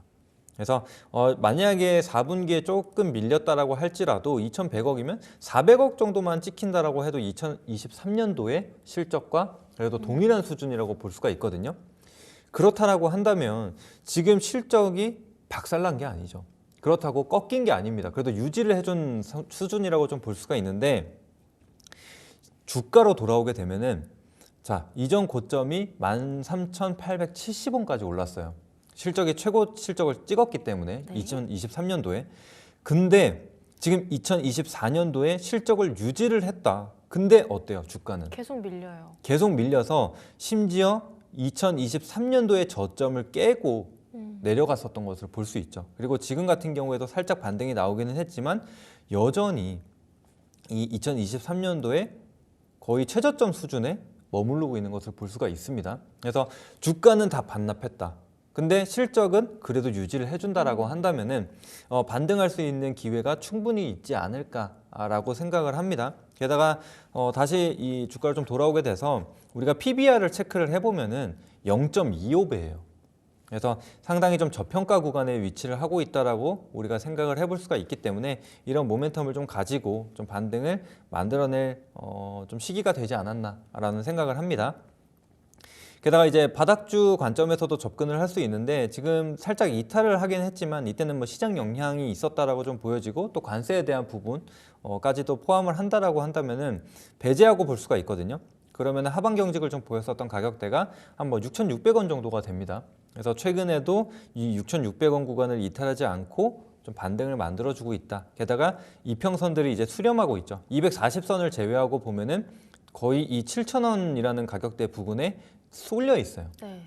그렇죠? 그렇다라는 얘기는 이제 어느 정도 기울기가 완만해지고 정배열로 좀 풀어갈 수 있는 자리에 위치하고 있다. 그러니까 추세 전환에 좀 도래를 했다라고 좀 볼 수가 있기 때문에 그 점 참고해 주시고 그래서 현재가 부근에서 바로 진입이 좀 가능하다라고 생각을 합니다. 오늘 살짝 올라오긴 했는데 6,500원에서 6,800원 뭐 현재가 부근이라고 생각을 해주시면 되겠고 그다음에 이제 목표가 같은 경우에는 역시나 이전 고점 구간 좀 매물이 쌓여 있는 가격대라고 볼 수가 있죠. 또 이 8,000원 밑으로부터 갑자기 급락이 나오기도 했습니다. 그래서 어느 정도 악성 매물이 좀 있다고 좀 판단이 되기 때문에 1차 목표가 살짝 낮춰서 7,950원으로 잡고 한번 보도록 하겠고요. 그다음에 이제 손절가 같은 경우에는 최저점으로 잡아봤습니다. 그래서 이 가격대 이탈하지 않는다면은 다시금 6,000원대로 끌어올릴 가능성이 좀 높다라고 좀 보기 때문에 최저점 5,780원으로 잡고 봐주시면 되겠습니다. 네, 자동차 부품주로 서현 받아봤습니다. 목표가 7,950원, 손절가는 5,780원 이렇게 말씀 주셨는데요. 상호 관세로부터 자동차는 일부 면제를 받을 수 있겠다라고 하는 그러한 이야기들, 좀 기대감들이 나오면서 오늘 현대차, 기아차가 조금씩 움직이는 흐름들 나타나고 있고요. 그 낙수 효과 받아갈 수 있지 않을까 하는 그런 뷰까지 받아봤는데요. 다만 걱정되는 부분은 진짜 할 수 있잖아요. 추가 관세 자동차 쪽으로 진짜 할 수 있잖아요. 네. 그렇게 될 때는 서현도 관심주에서 살짝 제외하는 게 좋을까요? 그런데 네. 제가 봤을 때는 지금 그 부분들이 어느 정도 주가에 반영이 되어 있지 않나라는 생각을 하거든요. 네. 그래서 지금 철강도 보시면은 현실화가 됐죠. 네. 그런데 그러네요. 반등이 나왔다. 물론 이제 그런 부분들로 봤을 때 지금 자동차 주들이 사실 지금 시장이 좋음에도 불구하고 계속 갇혀 있잖아요. 그런 것들로 봤을 때 나오더라도 단기적인 흐름에 그치지 않을까라는 게 제 생각입니다. 그래서 일단 손절가를 잡아놨기 때문에 만약에 그런 악재가 발생을 하게 되면서 주가가 하락을 한다. 그럴 때는 우리가 확실하게 대응할 필요는 있다. 네. 네, 이 부분 좀 기억을 하셔야 될 것 같아요. 그래서 뭐 손절을 안 할 거면 손절가 의미가 없죠. 그렇죠. 네, 그래서 그런 부분들까지 감안해서 잡아두는 거기 때문에 그래서 앞서 말씀드린 대로 이 최저점으로 잡은 이유가 거기에 있는 거거든요. 그래서 이런 악재가 나올 경우에 이렇게 갑자기 급락이 나올 수는 있지만 이때 보시면은 7% 급락이 나왔다가 그 다음날 바로 6%? 빠르게 반등이 네. 나왔네요. 그렇죠? 그러면 이 전날 만약에 손절을 했다라고 한다면은 굉장히 뼈아픈 손절이겠죠. 그래서 이런 것처럼 그 당일에는 조금 변동성이 발생할 수 있어도 회복이 나타날 수 있다. 왜냐? 선반영 가능성이 있기 때문에. 왜냐면 몰랐던 이슈가 아니기 때문에 이제 그런 점들을 참고하고 가져가시면 될 것 같습니다. 네, 악재에 대한 기적의 선반영, 이제 실적은 계속 지켜주고 있다고 하니까요. 서현 관심주로 받아봤고요. 마지막 공략주입니다. 램 테크놀로지 한번 살펴보겠습니다. 오늘도 빨간불 켜고 있는 종목이기도 한데요. 유리기판 쪽으로는 오늘은 약간은 눌림이 있는 것 같지만 최근 시세가 남달랐었습니다. 램 테크놀로지의 포인트 열어보겠습니다. 네, 램 테크놀로지에 대해서 좀 말씀을 드리자면 일단은 유리기판과 관련돼서 이제 뭐 특허를 출원을 했다라는 소식과 함께 네. 굉장히 크게 좀 올랐어요. 근데 사실 뭐 유리기판 관련돼서 이전부터 흐름이 좀 좋았지만 또 삼성전자가 진출한다라고 하면서 더 큰 상승이 좀 나왔거든요. 그러면서 사실 이전에 부각을 받지 못했었던 다른 이 유리기판 주들도 올라오기 시작했어요. 시장에서 즉 유리기판 관련주 찾기에 나선 거죠. 네. 그러면서 이전에 뭐 SKC, 필옵틱스 뭐 이런 몇몇 종목들이 딱 있잖아요. YC캠 이런 것들이 있었는데 그런 것들도 당연히 올랐지만 다른 것들까지도 좀 분산이 되는 모습들이 확인이 됐다. 그래서 새로운 시세가 나오기 시작했으니까 이제는 이런 기타 다른 유리기판 종목들도 좀 볼 필요가 있다라고 좀 생각을 하거든요. 근데 이제 거기에 더해서 제가 앞서 이제 섹터별, 테마별 순환매가 나타난다라고 말씀을 드렸죠. 그러면 지금 유리기판주들 같은 경우에도 지금 상승이 크게 나왔다가 전반적으로 좀 눌려주고 있는 자리거든요. 거기서 이제 어느 정도 저점을 잡아가고 있는 자리가 확인이 되고 있기 때문에 우리가 다시 한번 볼 필요가 있다 이렇게 생각을 합니다. 그래서 순환매 관점으로 접근을 한다라고 보시면 되겠고, 자, 그래서 오늘 좀 상승이 나왔었던 그런 테마주들의 흐름을 보게 되면은 우크라이나 재건주들도 마찬가지로 장 초반은 좀 강했지만 오히려 차익이 나오게 되면서 지금 뭐 음봉으로 떨어지거나 윗꼬리를 다는 그런 모습들이 나타나고 있죠. 그래서 그런 흐름들이 보이고 있는 와중에도 불구하고 지금 다른 테마주, 유리기판 테마주를 한번 보시게 되면 이 램테크놀로지 같은 경우에도 지금 이 5,000원 구간에서 네. 어제 오늘 자리를 지켜주고 있는 게 확인이 되죠. 그렇다는 얘기는 지금 거래량도 굉장히 말라 있어요. 그죠? 상승이 나왔었던 그리고 이 최고점을 찍었었던 거래량 대비해서는 상당히 좀 적어졌죠. 그렇다는 얘기는 일정 구간 지금 조정이 나왔고 또 팔 사람은 팔았다라고 좀 판단이 돼요. 그래서 지금 매도가 나타나고 있지 않다. 그러면 여기서 다시금 매수세만 좀 붙어준다라고 한다면은 단기 반등은 혹은 기술적 반등은 충분히 나타날 수 있다라고 좀 판단이 되거든요. 게다가 지금 5,000원이라는 가격대, 물론 라운드 가격대이기도 하지만 이전 고점을 형성했었던 가격대예요. 근데 그 가격을 밀고 내려가지 않았다라고 한다면은 이 돌파 구간에서 혹은 이 5,000원이라는 가격대에서 들어왔었던 물량들은 남아 있다라고 좀 판단을 할 수 있습니다. 그래서 손실권으로 가고 싶지 않겠죠. 그러면 매도를 안 하고 기다리겠죠. 그래서 유리기판 관련된 이슈가 또다시 나오거나 혹은 순환매 관점으로 수급이 계속적으로 돌고 돌기 때문에 유리기판주들 건드려 준다라고 한다면은 램테크놀로지도 충분히 상승을 보여줄 수 있다. 이렇게 생각을 해주시면 되겠고, 그다음에 1차 목표가 같은 경우엔 사실 이렇게 눌림목 구간에서 좀 볼린저 밴드 상한선을 좀 건드리는 경우들이 좀 많았거든요. 그래서 지금 이 차트에는 나와 있지 않지만 지금 이 볼린저 밴드 상한선 가격대가 대략적으로 한 5,700원 정도가 돼요. 네. 그래서 1차 목표가는 좀 짧게 5,700원으로 한번 잡고 보시면 되겠고, 그리고 매수가 같은 경우에는 지금 살짝 반등이 나왔는데 제가 가격대를 좀 밀리고 있는 상황이라서 4,800원에서 5,000원 정도로 잡았거든요. 그래서 일단 오늘은 한번 그 가격대 한번 기다려 보시고 잡아보시면 될 것 같습니다. 네. 그리고 손절가 같은 경우에는 역시나 좀 추세가 깨질 수 있는, 그리고 지금 이런 지지선이 형성이 되어 있는 게 한 4,400원 정도가 되거든요. 그래서 4,400원 손절가 잡고 봐주시면 되겠습니다. 네, 램 테크놀로지 오늘 4,800원에서 5,000원 사이 구간 기다렸다가 천천히 저점 매수해보는 전략으로 끌고 가보도록 하겠습니다. 지금까지 딜사이트S 강호진 마스터와 함께했습니다. 마스터님 좋은 말씀 감사합니다. 네, 감사합니다.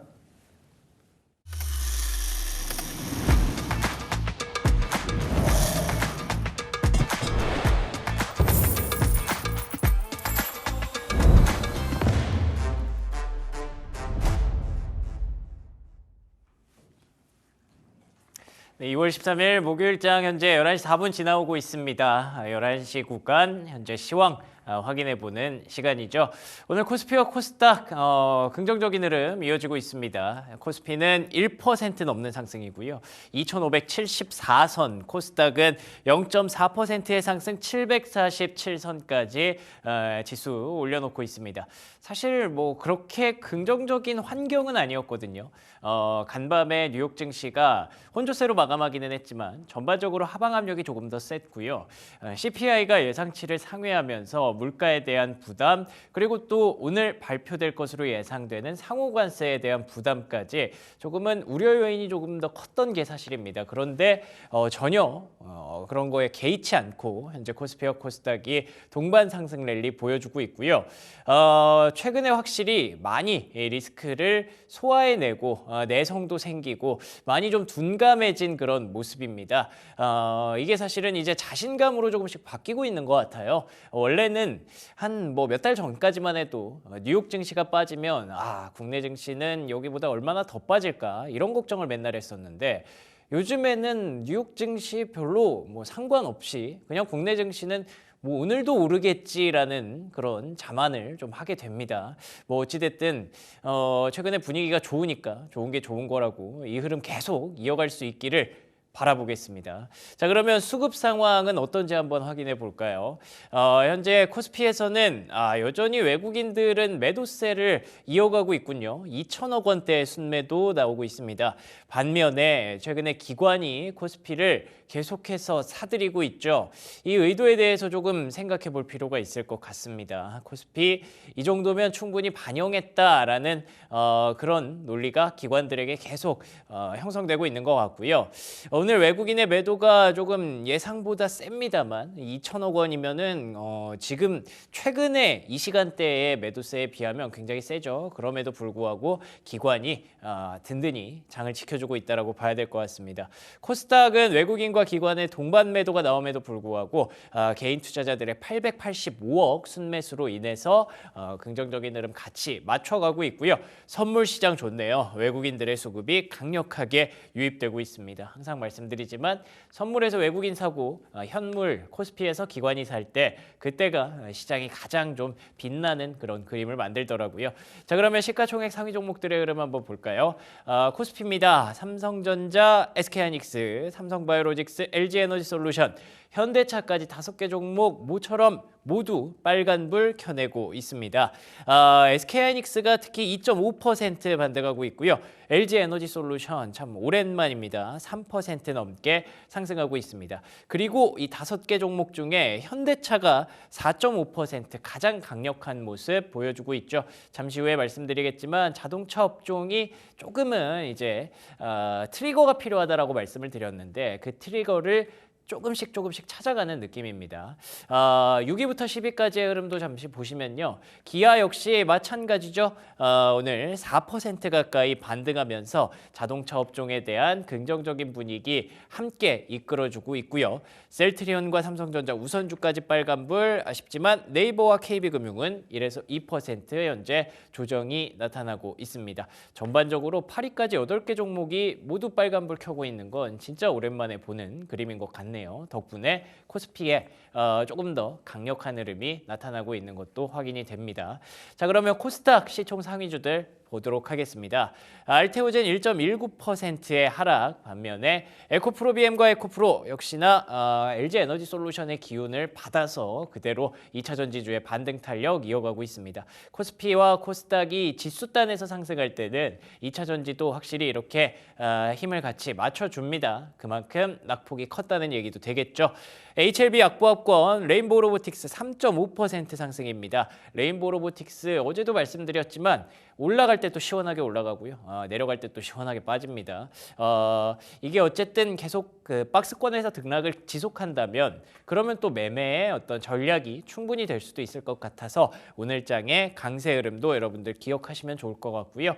6위부터 10위까지의 흐름은 어떤지 한번 보겠습니다.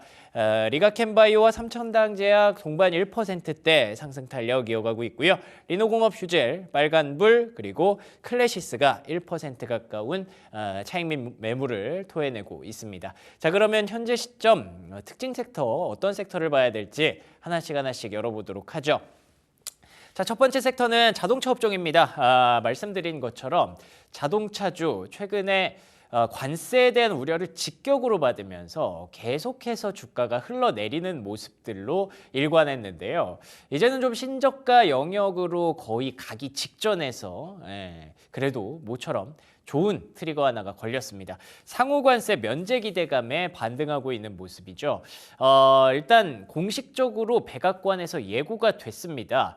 미국 시간 기준으로 목요일에 상호관세와 관련해서 발표를 할 예정이다라고 오늘 간밤에 새벽에 기사들이 막 쏟아져 나왔었죠. 지금 이제 미국에서 해가 뜨면 그때부터 목요일이니까 우리가 오늘 자고 있는 와중에 아마 발표가 되지 않을까 싶어요. 근데 상호관세까지 부과되면 자동차주는 도대체 어떡하나 걱정을 했었는데 하원 의장의 말에 따르면 백악관에서 자동차와 의약품에 대해서는 상호관세를 면제해 줄 수도 있다라는 그런 소식이 나왔습니다. 백악관의 공식적인 오피셜이 아니기 때문에 애매하기는 합니다만 그래도 아시는 것처럼 하원도 역시나 공화당이죠. 그렇기 때문에 공화당 라인에서 나온 얘기는 어느 정도의 신뢰도는 갖고 있다고 봐야겠죠.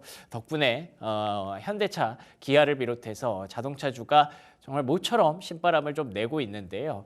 그동안 많이 밀렸던 것에 비하면 아직까지도 갈 길이 멉니다. 그렇기 때문에 관세와 관련된 리스크들을 하나씩 벗겨낼 때마다 반등할 것으로 예상이 되거든요. 그래서 지금부터는 조금 좋은 쪽을 많이 볼 수 있는 자동차주가 됐으면 좋겠다는 생각이 들고요. 아직 뭐 확실한 건 아니니까 내일도 한번 잘 보도록 하죠. 자, 두 번째 섹터가 아니라 그냥 그룹주가 강합니다. 한화그룹주. 오늘뿐만 아니라 어제, 그제, 뭐 최근에 계속 한화만 달고 있으면 강력한 흐름이 이어지고 있죠. 일단 호실적 랠리가 좀 나왔습니다. 아시는 것처럼 한화오션이 스타트를 먼저 끊었고요. 한화에어로스페이스가 엊그제 정말 강력한 실적을 보여주면서 급등하는 모습을 만들어냈습니다. 그런데다가 이제 필리조선소에 대한 기대감까지 반영이 되면서 관련된 종목들이 일제히 급등 랠리를 보여주고 있는데요. 가만히 생각해 보면 뭐 방산도 하죠. 그리고 또 우주항공도 하죠. 또 조선도 하죠. 사실 지금 시장에서 좋아하는 거, 특히 트럼프 수혜주라고 부르는 거 다 한화가 잘 만들어 놨습니다. 이 기대감이 한화그룹주에 계속 유입이 되고 있는 것 같아서 뭐 그냥 한화가 잘한다는 것도 있지만 관련된 섹터를 잘 갖고 있다는 건 미래를 좀 잘 내다봤다라는 걸 이 뒤늦게서야 좀 시장이 알아주는 것 같기도 하네요. 자, 그리고 세 번째 섹터 하나 더 보겠습니다. 일단 재건 관련주 오늘 장 초반부터 핫했기 때문에 오늘까지는 뭐 계속 좀 등락이 이어지지 않을까, 변동성이 이어지지 않을까 예상을 합니다. 우크라이나 종전 기대감, 종전은 아니더라도 휴전까지는 좀 만들어낼 수 있지 않을까라는 기대감이 나타나고 있죠.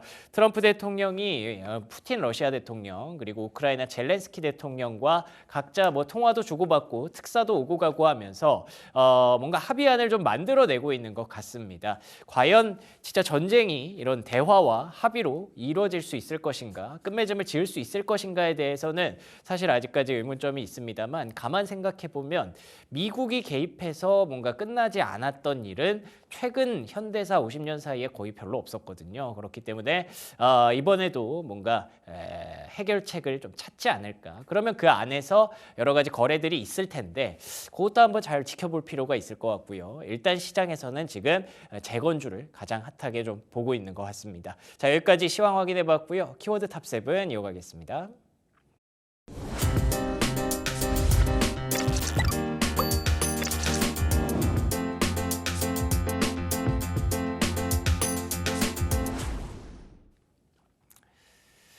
오늘장 키워드 탑7 들어왔습니다. 목요일이고요. 목요일에 확인해 볼 만한 키워드 7가지 하나씩 열어보도록 하겠습니다. 이진실 기자와 함께합니다. 안녕하십니까? 안녕하세요. 네, 반갑습니다. 자, 첫 번째 키워드부터 바로 열어보도록 하죠. 첫 번째 키워드는요. 트럼프 관세 정책입니다. 뭐 관세에 대해서 계속 지금 얘기를 할 수밖에 없는데 어떤 뭐 새로운 내용이 좀 있었나요? 네, 우선 트럼프 전 대통령의 관세 정책이 당초 예상보다 좀 완화될 가능성이 크다는 분석이 나왔는데요. IBK 투자증권 변준호 연구원은 이 트럼프 전 대통령이 강경한 무역 정책을 예고했지만 실제로는 초기에 강하게 나선 뒤에 협상을 통해 조정하는 패턴을 보이고 있다고 분석했습니다. 지난해 말까지만 해도 이 강력한 관세 정책이 현실화될 거란 우려가 컸지만 지금은 오히려 협상 국면으로 전환되고 있는 모습인데요. 특히 최근 미국의 물가 상승이 트럼프의 관세 정책을 약화시킬 가능성이 제기되고 있습니다. 현재 미국의 물가는 반등세를 보이고 있고요. 2월 기대 인플레이션은 4.3%까지 폭등하는 등 이 물가 압력이 심화되고 있습니다. 이는 미국 소비자들이 관세 인상으로 인해서 물가가 더 오를 걸 우려하고 있다는 신호로 해석되는데요. 다만 한국 경제에 미치는 영향은 제한적일 걸로 보입니다. 한국무역협회에 따르면 중국에 10% 추가 관세가 부과될 경우에 한국의 총 수출은 4억 1천만 달러, 약 0.1% 감소하는 데 그칠 걸로 전망됩니다. 중국뿐 아니라 캐나다와 멕시코에 각각 25%의 추가 관세가 부과되더라도 이 한국의 수출 감소폭은 2억 2천만 달러, 즉 0.03%에 불과할 걸로 보이는데요. IBK 투자증권은 이러한 흐름을 반영해서 이 연초에는 테마주와 내수주, 그리고 4분기 어닝 서프라이즈 관련주에 집중하는 전략이 유효할 걸로 내다봤습니다. 또 반면 수출주에 대한 저가 매수 움직임은 이 3월에서 4월 사이 점진적으로 나타날 가능성이 높다고 봅니다. 그렇습니다. 말씀해 주신 대로 지금 정도의 관세에서 마무리가 될 경우에 의외로 한국에 미치는 영향력이 크지 않다라는 얘기도 있습니다. 근데 여기에 만약에 우리가 걱정하고 있는 보편 관세가 들어온다면 그러면 또 이제 이 타격이 뭐 10배까지, 그러니까 지금 0.몇 %에서 한 1%까지는 늘어날 수 있다라는 얘기가 있더라고요. 근데 요즘 얘기 들어보면 보편 관세보다 우리 상호 관세 얘기를 좀 더 많이 하죠. 그 자체가 트럼프의 어떤 정책이 좀 더 약해졌다. 그리고 물가, 그리고 여론의 눈치를 슬슬 보기 시작했다라는 뜻도 되는데요. 원래대로면 눈치를 좀 봐야 되는데 트럼프라는 사람이기 때문에 우리가 쉽게 확신은 하지 못하는 거죠. 그래도 목요일 오늘 밤에 상호관세와 관련된 대략적인 어떤 틀이 발표될 예정이니까 거기서 또 한번 트럼프의 의중을 넘겨 짚어볼 필요가 있을 것 같습니다. 자, 두 번째 키워드 열어보도록 하겠습니다. 두 번째 키워드는요, 올릭스 급락입니다. 와, 어제까지 3연상을 갔는데 오늘 아침에는 이제 어쩔 수 없이 3연상 이후에 그런 차익 매물을 출회해내고 있는 것 같아요. 네, 맞습니다. 이 상한가를 기록했던 올릭스가 오늘 개장 이후 급락하는 모습을 보였습니다. 오전 9시 1분 기준으로 전거래일 대비 6.1% 하락한 42,350원에 거래가 됐는데요.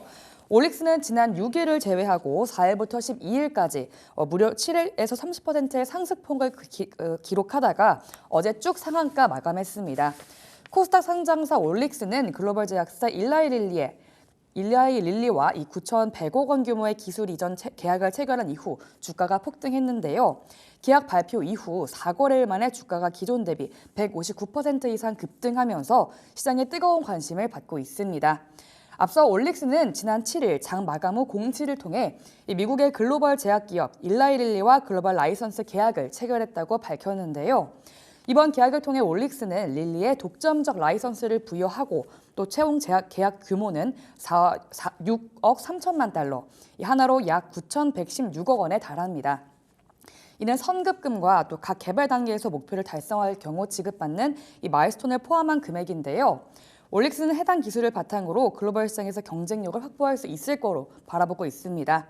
특히 이번 계약에 주목받는 이유는 RNA 간섭 기술이 신약 개발에서 중요한 플랫폼으로 자리 잡고 있기 때문인데요. 이 RNAi 기술은 특정 유전자의 발현을 억제해서 질병을 치료하는 방식으로 기존 소분자 화합물이나 이 항체 치료제와 차별화된 접근 방식을 제공합니다. 이번 계약을 통해 올릭스의 RNAi 기반 신약 개발 역량이 이 글로벌 시장에서도 인정받았다는 평가를 받고 있는데요. 시장에선 올릭스의 주가 상승세가 당분간 지속될 가능성이 높다고 보고 있습니다. 다만 향후 임상 진행 과정과 또 추가적인 연구 결과에 따라 주가 변동성이 커질 수 있다는 점도 함께 고려해야 할 것 같은데요. 올릭스가 이번 계약을 발판으로 이 글로벌 바이오 그룹으로 도약할 수 있을지, 그리고 국내 제약 바이오 업계에 어떤 영향을 미칠지 주목받고 있습니다.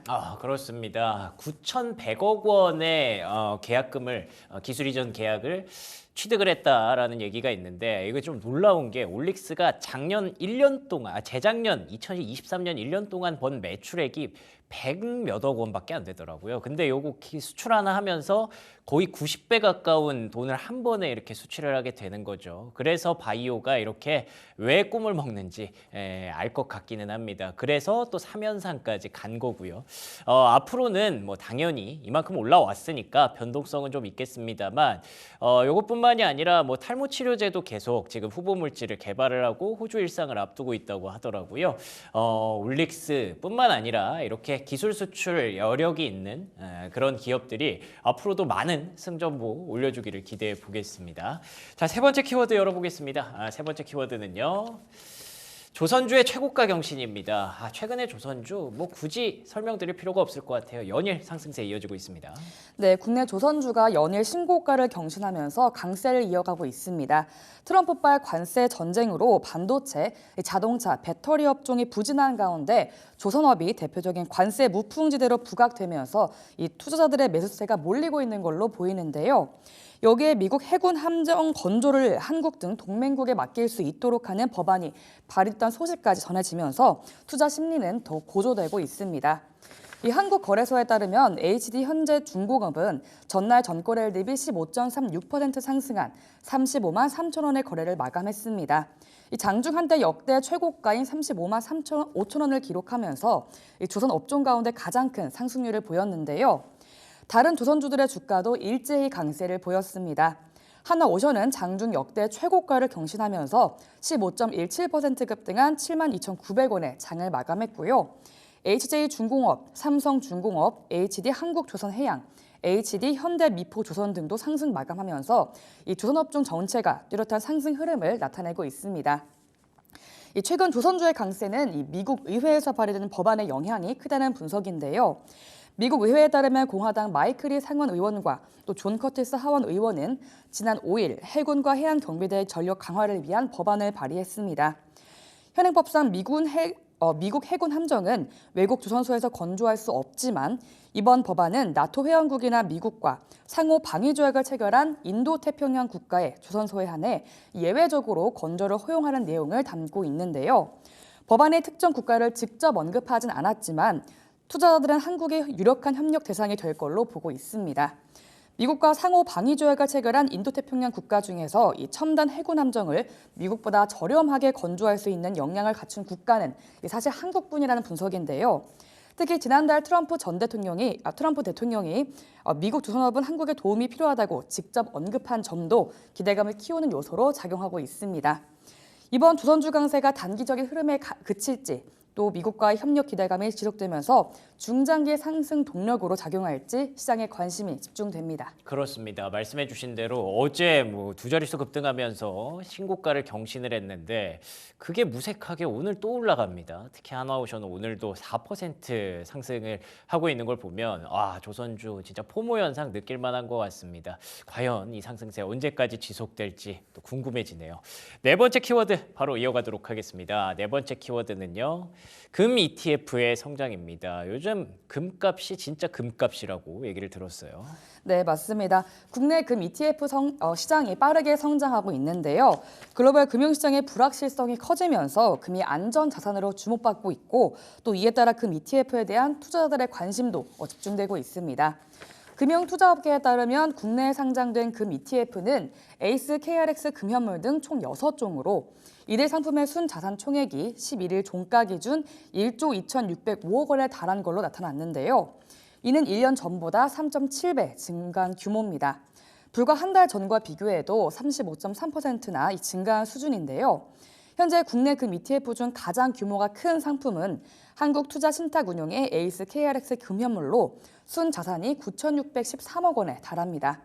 그 뒤를 삼성자산운용의 코덱스 골드선물, 미래에셋자산운용의 타이거 골드선물이 잇고 있습니다. 특히 순자산 1위인 에이스 KRX 금연물은 올 초 이후 24.51%의 수익률을 기록하면서 같은 기간 코스피 수익률, 크게 웃돌았는데요. 이처럼 금 투자 열기가 뜨거워진 이유는 이 트럼프발 관세 전쟁과 또 인플레이션 우려로 인해 글로벌 금융시장의 불확실성이 커지고 있기 때문입니다. 안전 자산인 금이 다시 한번 투자 대안으로 떠오르면서 가격이 급등하고 있는 건데요. 한 자산운용사 관계자는 이 포트폴리오 다변화 차원에서 금 ETF를 담고 싶다면 롤오버 비용 부담이 없는 현물형 ETF가 적합하다고 내다봤습니다. 또 다만 높은 수익률을 기대하면서도 이 리스크를 감수할 수 있다면 선물형 ETF를 고려해볼 만하다고 조언했습니다. 금 가격이 계속 상승세를 이어가고 있는데요. 금 ETF 시장의 성장세가 얼마나 더 지속될지 투자자들의 관심이 집중되고 있습니다. 그렇습니다. 참 이런 거 보면 좀 신기한 것 같아요. 올 초 이후면은 2달도 채 안 됐는데 금현물 ETF 수익률이 25%라는 건 저는 본 적이 없습니다. 2달 사이에 금값이 이렇게까지 올라가는 건 진짜 본 적이 없는 것 같은데 이 정도면은 열풍이 아니라 거의 광풍이라고 표현해도 무리가 없을 그런 상황인 것 같은데요. 트럼프라는 사람의 위력이 정말 엄청나기는 하네요. 조선주도 사실 아까 얘기해 주신 대로 이런 적을 본 적이 없거든요. 조선주의 금에 진짜 뭐 시장은 계속 되풀이되는 것 같지만 뭔가 그 안에서 계속 또 변화하는 것 같다는 생각도 듭니다. 근데 또 오히려 이럴 때 다 금 사야 된다, 금 좋다 이럴 때 또 주의도 필요한 거 아시죠? 금값이 어디까지 올라갈지 천정부지로 솟아오를지는 모르겠지만 지금은 또 그 2달 사이에 25% 약간 좀 부담스럽기는 하네요. 자, 그러면 5번째 키워드 한번 열어보겠습니다. 5번째 키워드는요. 연초 배당 기준일. 이거는 뭐 거의 신조어네요. 들어본 적이 없는 용어인데. 네, 맞습니다. 올해 배당 기준일을 연초로 변경한 기업들이 급증하면서 이 관련 주식들의 배당 매력이 부각되고 있습니다. 12일 업계에 따르면 배당 기준일을 변경한 기업은 총 243곳으로 지난해 109곳에서 2배 이상 늘었습니다. 이러한 기업들의 시가총액은 약 480조 원 증가하면서 배당주 투자자들에게 이 중요한 매매 기회로 떠오르고 있는데요. 배당 기준일 변경에 따라 이 4분기 실적 시즌은 배당주 매매 시즌으로 자리 잡고 있고요. 올해도 유사한 시기에 배당주 매매 기회가 많을 걸로 예상됩니다. 또 자본시장법 개정안에 따라 기업들은 분기 배당 기준일을 유연하게 변경할 수 있게 됐는데요. 앞으로 더 많은 기업들이 배당 기준일 변경에 참여할 걸로 보입니다. 배당 기준일을 변경한 기업들의 배당 확대 움직임도 두드러지고 있습니다. 예를 들어 GS는 배당금을 2,500원에서 2,700원으로 상향하고 시가 배당률을 7%로 설정했습니다. 증시 전문가들은 배당 기준일을 변경한 기업들이 중심이 되어서 결산 배당에 대한 기대감이 커지고 있을 거라고 전망하고 있습니다. 그렇습니다. 원래 배당 기준일 하면은 그 12월 말이었잖아요. 대부분의 기업들이 연말 배당을 했었기 때문에 12월 말이 뭐 배당 기준일, 뭐 배당 락일 뭐 이런 것들이 있었는데 그게 이제 좀 깜깜이 배당이라는 비판을 받으면서 배당이 얼마나 나오는지를 알고 우리가 투자해야 되는 게 맞는 거 아니냐라는 로직으로 좀 바뀌었죠. 근데 사실 제가 봤을 때 큰 의미는 없습니다. 그걸 알기 전에 투자를 한다고 해도 알고 나서 투자를 한다고 해도 그거 뭐 정답이 있다고 해서 우리가 그 수익을 다 가져갈 수는 없잖아요. 그렇기 때문에 뭔가 좀 선진화 방안으로 어쨌든 제도가 개선되고 있다는 쪽에 힘을 좀 실어주고 싶네요. 좋게 계속 만들어 가려고 하는 그런 노력들이 발현되고 있는 결과라고 봐야 될 것 같고요. 이제는 또 벚꽃 배당이라고 하더라고요. 봄이 오고 꽃이 피면 또 배당이 또 두둑하게 들어올 수도 있으니까 여러분들 배당주에 대해서도 한 번쯤 이 타이밍에 한번 관심 가져볼까 생각해 보시는 것도 좋을 것 같습니다. 자, 그리고 6번째 키워드 열어보도록 하겠습니다. 6번째 키워드는요. 넥스트레이드 출범입니다. 개인적으로 좀 궁금했던 내용인데 이게 이제 뭐 대체거래소 그런 내용이죠. 네, 맞습니다. 이 다음 달 4일 국내 최초의 대체 거래소인 넥스트레이드가 출범합니다. 첫 거래 종목으로 유가증권 시장 5개, 이 코스닥 시장 5개 등 총 10개 종목이 공개됐는데요. 이 유가증권 시장 종목으로는 롯데쇼핑, 제일기획, LG유플러스 등 코스닥 시장 종목으로는 골프존, YG엔터테인먼트, 컴투스 등이 포함되어 있습니다. 첫날에는 28개 증권사가 참여해 거래를 시작하고 또 이후 3주차부터 이 거래 종목 수를 110개, 4주차에 350개, 5주차에 800개로 늘릴 예정입니다. 넥스트레이드는 첫 거래 종목을 변동성이 적은 중위권 이하 종목으로 선정했는데요. 출범 초기엔 복수 시장에 적응하는 시간을 고려해서 안정적인 거래 환경을 조성할 계획입니다. 이 거래 대상 종목은 유가 증권 시장과 또 코스닥 시장에서 시가총액 상위 300위 이내 종목들로 선정되었습니다.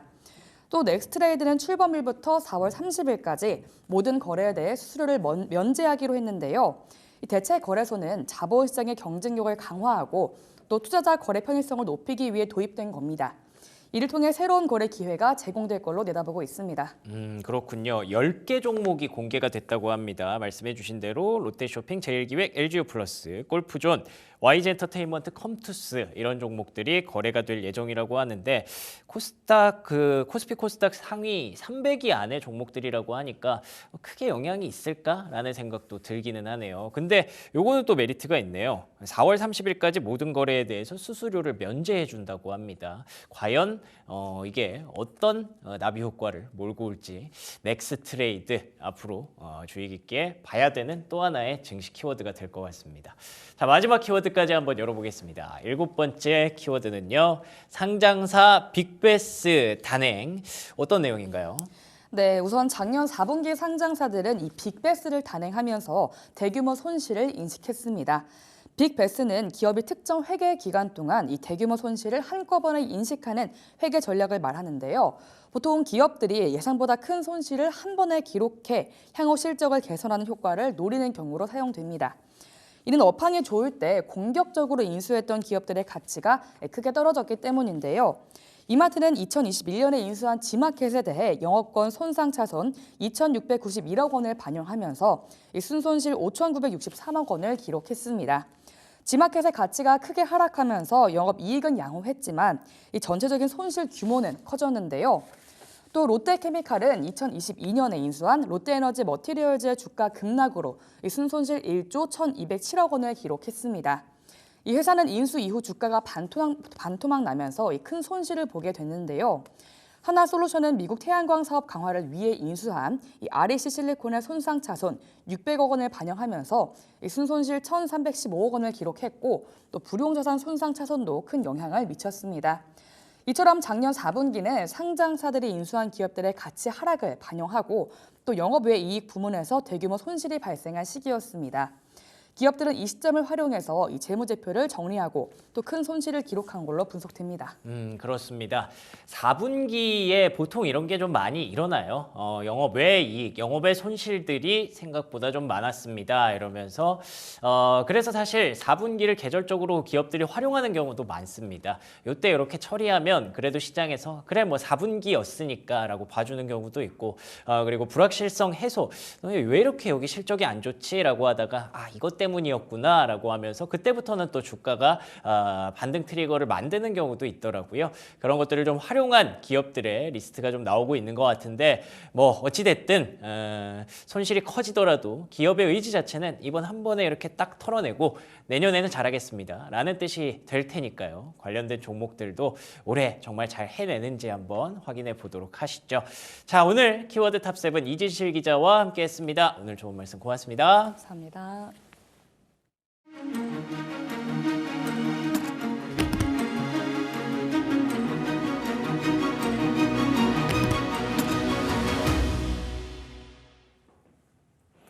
오전장 정리하고 오후장 전략 챙겨보는 시간 가져보는 머니체크 문 열도록 하겠습니다. 오늘은 딜세이트 S의 이재진 마스터와 함께합니다. 마스터님 안녕하세요. 반갑습니다. 오늘 우리 시장 약간은 긴장감을 갖고 출발했지만 현재 양시장 모두 빨간불 보여주고 있습니다. 코스피 시총 상위 종목들 봤을 때 1위부터 5위까지 모두 다 빨간불을 켜고 있는데요. 삼성전자가 지금 4거래일 연속으로 오름세 키워가면서 56,000원까지 올라탄 모습들 같이 잡히고 있습니다. 오전장 시장 어떻게 보고 계실까요? 자, 우선 오늘 장 시작 전까지는 CPI 지표 발표가 굉장히 안 좋게 나왔습니다. 이게 CPI도 뿐만 아니라 이제 근원 CPI도 오르게 되면서 더 이상 미국이 금리 인하를 하지 못하는 분위기가 만들어졌죠. 그러므로 인해서 한국 또한 역시나 지금 조정받을 만한 가능성이 높다, 혹은 못해도 횡보할 만한 가능성이 매우 높다라고 좀 보고 있었습니다. 자, 그런데 굉장히 이제 요즘 증시, 한국 증시를 끌어올리는 하나의 원동력이죠. 연기금의 매수가 연속되게 되면서 증시를 끌어올리는데 성공했습니다. 많은 분들께서 이미 주식시장에서 관심이 많으신 분은 아시겠지만, 최근 연기금은 28일째 국내 주식을 계속해서 사고 있고요. 이것은 역대 두 번째입니다. 그러니까 연기금이 개입하지 않았다면 사실 이렇게 한국 증시가 올라갈 가능성은 거의 없었다라고 좀 보시면 될 것 같고요. 한국 증시 모태동 횡보 아니면은 하방에 대한 가능성이 매우 높았는데, 연기금이 그 빈자리를 채워주면서 현재 올라가고 있는 증시다라고 보시면 되겠습니다. 근데 연기금이 주식을 강력하게 매수를 계속해서 1년 내내 할 수 있을까요? 사실 그건 불가능하거든요. 연기금 같은 경우에도 국내 투자하고 해외 투자가 있는데, 항상 국내 투자에선 지수 방어를 하느냐고 손해를 보고, 해외 시장에서는 이제 수익을 많이 봅니다. 지금 그래서 항상 이제 국내 증시에서는 사실상 매수가 들어왔을 때 수익을 본다는 느낌보다는 앞서 말씀드렸다시피 지수 방어용의 가능성이 매우 높거든요. 그래서 현재 지수 방어용으로 현재 강력한 매수가 들어오고 있는데, 그건 계속해서 이어지기보다는 언젠간 끝날 수 있겠다라고 생각하시면서 보시는 게 좋을 것 같고요. 만약에 이제 이런 이 연기금의 사실 매수가 언제 끝날지 어떻게 예측하겠습니까? 함부로 예측할 수 없는 부분이긴 한데, 만약에 이어진다고 하더라도 우리는 좋다고 따라서 하는 게 아니라, 우리는 오히려 가지고 있는 종목들을 분할 매도하는 전략이 가장 적절하지 않을까 생각합니다. 물론 3월 중순 정도까지는 괜찮을 것 같아요. 근데 정말 3월 중순, 지금부터 한 달 정도 뒤부터는 정말 위험한 타이밍이 또 올 수 있을 것 같으니까, 투자자 여러분들께서는 현재 상황에서는 지금 상승하고 있는 추세, 연기금 때문이다라는 걸 인지하고, 올라가는 것을 어느 정도 지금 이제 잘 지켜보시되, 3월 중순 이후부터는 지금 이제 슬슬 현금 비중을 늘리는 전략을 가져가시는 게 가장 적절한 전략이라는 말씀 드리도록 하겠습니다. 네, 오늘 증시는 오르고 있지만 수급 주체적으로 봤을 때 외국인은 우리 시장을 팔고 있다. 이러한 부분들을 잘 체크해 봐야 할 것 같고요. 우선 미국장 상황에서도 CPI 지수가 꽤 높게 나오면서 물가에 대한 부담을 키우고 있기 때문에 강세장이라고 하더라도 약간은 방어하는 전략들도 함께 고민을 해봐야 할 것 같습니다. 이렇게 시장 보셨는데요. 그럼 오늘 오후장 대응은 또 어떻게 해볼까요? 저는 이제 현재 같은 시장에서는요, 주식 시장이 이제 잠시 잘 올라가긴 하지만 흔들릴 수도 있는 시장이잖아요. 그래서 저 흔들림에도 우리가 매수를 하기 위해서는 어떤 확실한 무언가가 좀 필요합니다. 보통은 실적 기반에서 많이 설명을 해드렸었는데, 실적도 좋지만 이슈가 고정적으로 있는 종목들을 공략하는 것들도 방법 중에 하나거든요. 그래서 오늘은 이번 1분기에 이슈가 존재하는 1분기, 2분기에 고정적인 이슈가 존재해서 만약에 눌림목이 나오더라도 이슈를 타고 움직일 수 있을 만한 종목을 준비해 왔습니다. 제가 앞서서 실적 관련 종목들은 중장기 정도 파동이라고 보시면 될 것 같고요. 오늘 공개해드리는 이슈 중심의 이야기는 정말 길어봤자 분기 한 3개월 이내에 청산한다라고 생각하시면서 공략 이어가시면 좋을 것 같습니다. 네, 그럼 본격적으로 종목 하나하나씩 열어보도록 하겠습니다. 첫 번째 종목으로는 ISC 뽑아주셨는데요. 유리기판 관련주죠. 오늘 같은 경우는 약간의 움직임이 두드러진다고는 볼 수 없겠지만 또 움직일 때는 크게 뛰어오르는 게 유리기판 관련주인데요. ISC는 어떤 포인트 잡아볼까요? 자, 일단 ISC 같은 경우에는 유리기판 관련된 기업들 중에서도 우리나라에서 크게 방향성을 두 가지로 갈리죠. SK향이냐, 삼성향이냐 이 두 가지로 나뉘는데, 해당 기업은 완벽한 SK향이다라고 보시면 좋을 것 같습니다. 해당 기업 같은 경우는 유리기판 테스트 장비를 납품하는 기업이고요. 최근에 HBM도 당연히 관련된 생산 테스트 장비도 생산하지만, 최근에는 SK하고 함께 협업하게 되면서 유리기판 테스트 장비까지 이미 이번 연도 1월 초에 이제 공개한 기업이다라고 보시면 될 것 같아요. 자, 과연 이 일정을 왜 이렇게 빨리 공개했을까? 이유는 SKC, 저희 SK앱솔릭스죠. SK앱솔릭스가 2025년도 1분기 유리기판 양산을 시작하기 때문입니다. 근데 왜 이렇게 좀 적극적으로 협업했을까 살펴봤더니 SKC가 이미 2023년도 10월달 지분 인수를 통해서 최대 주주로 등극한 기업이에요. 일단 앞에 SK만 안 붙었다 뿐이지 사실상 SK 그룹주라고 좀 보시면 될 것 같고요. 앞으로 유리기판에서는요, 크게 두 가지 종목들이 급등할 것이라고 보여지는데요. 지금 현재 지금과도 같이 SK가 양산함에 따라서 지금 현재 다양한 소재라든가 장비들을 납품하면서 성장하는 기업들, 그리고 두 번째는 지금 현재 상대적으로 SK에 비해서 늦었던 삼성이 이 유리기판 관련된 기술을 확보하기 위해서 기업을 지분을 인수하든가 레인보우 로보틱스처럼 한번 투자한다든가 협업을 발표한다든가 이렇게 좀 깜짝 급등하는 기업들이 있을 것 같은데요. 제가 봤을 때는 현재는 가장 안정적인 선택은 역시나 실적 기반에서 바라보는 게 좋겠죠. 삼성전자가 현재 우리가 업계 관계자가 아니기 때문에 어떤 기업하고 만나서 어떤 기업하고 유리기판 장비를 도입할지 사실상 우리는 보고서가 나오기 전까지는 알 수 없기 때문에 현재 우리는 유리기판 관련된 종목들을 공략하신다고 한다면 SKC 같이 확실한 지금 현재 매출의 성장에 어느 정도 시그널이 있는 기업이 매력적이라고 현재 보고 있습니다. 그래서 이제 SKC가 만드는 이제 그 테스트 장비가 특히나 이제 일단 무조건 한번 거쳐가는, 그러니까 뭐 가장 기본적인 이제 지금 현재 장비거든요. 상세하게 뭐 더 문제가 됐을 때는 엑스레이라든가 뭐 다양한 지금 기기를 통해서 이제 검사도 하지만 특히나 이제 이렇게 ISC라는 기업 자체가 현재 이제 만드는 이제 테스트 장비는 처음에 만들어지자마자 지금 이제 자극을 줘서 문제가 있는지 없는지를 바로 확인하는 가장 많이 사용되는 현재 테스트 장비이기 때문에 역시나 매출 성장에도 굉장히 많은 도움이 될 거라 보고 있습니다. 그리고 안 그래도 HBM도 SK가 앞서가 나가고 있죠. HBM4도 현재 출시 예정인데 현재 HBM4에 대한 지금 이제 기대감들도 함께 돌고 있는 상황이라서 ISC라는 기업이 저는 유리기판 관련된 기업들 중에서는 실적 기반에서 성장할 SKC 다음 직접적으로 성장할 만한 기업이라고 보여지고 있으니까요. 관심 가지고 잘 공략 이어가 보면 좋을 것 같습니다. 차트 보시면서 가격 전략 전달해 드려 보도록 할게요. 봐보겠습니다.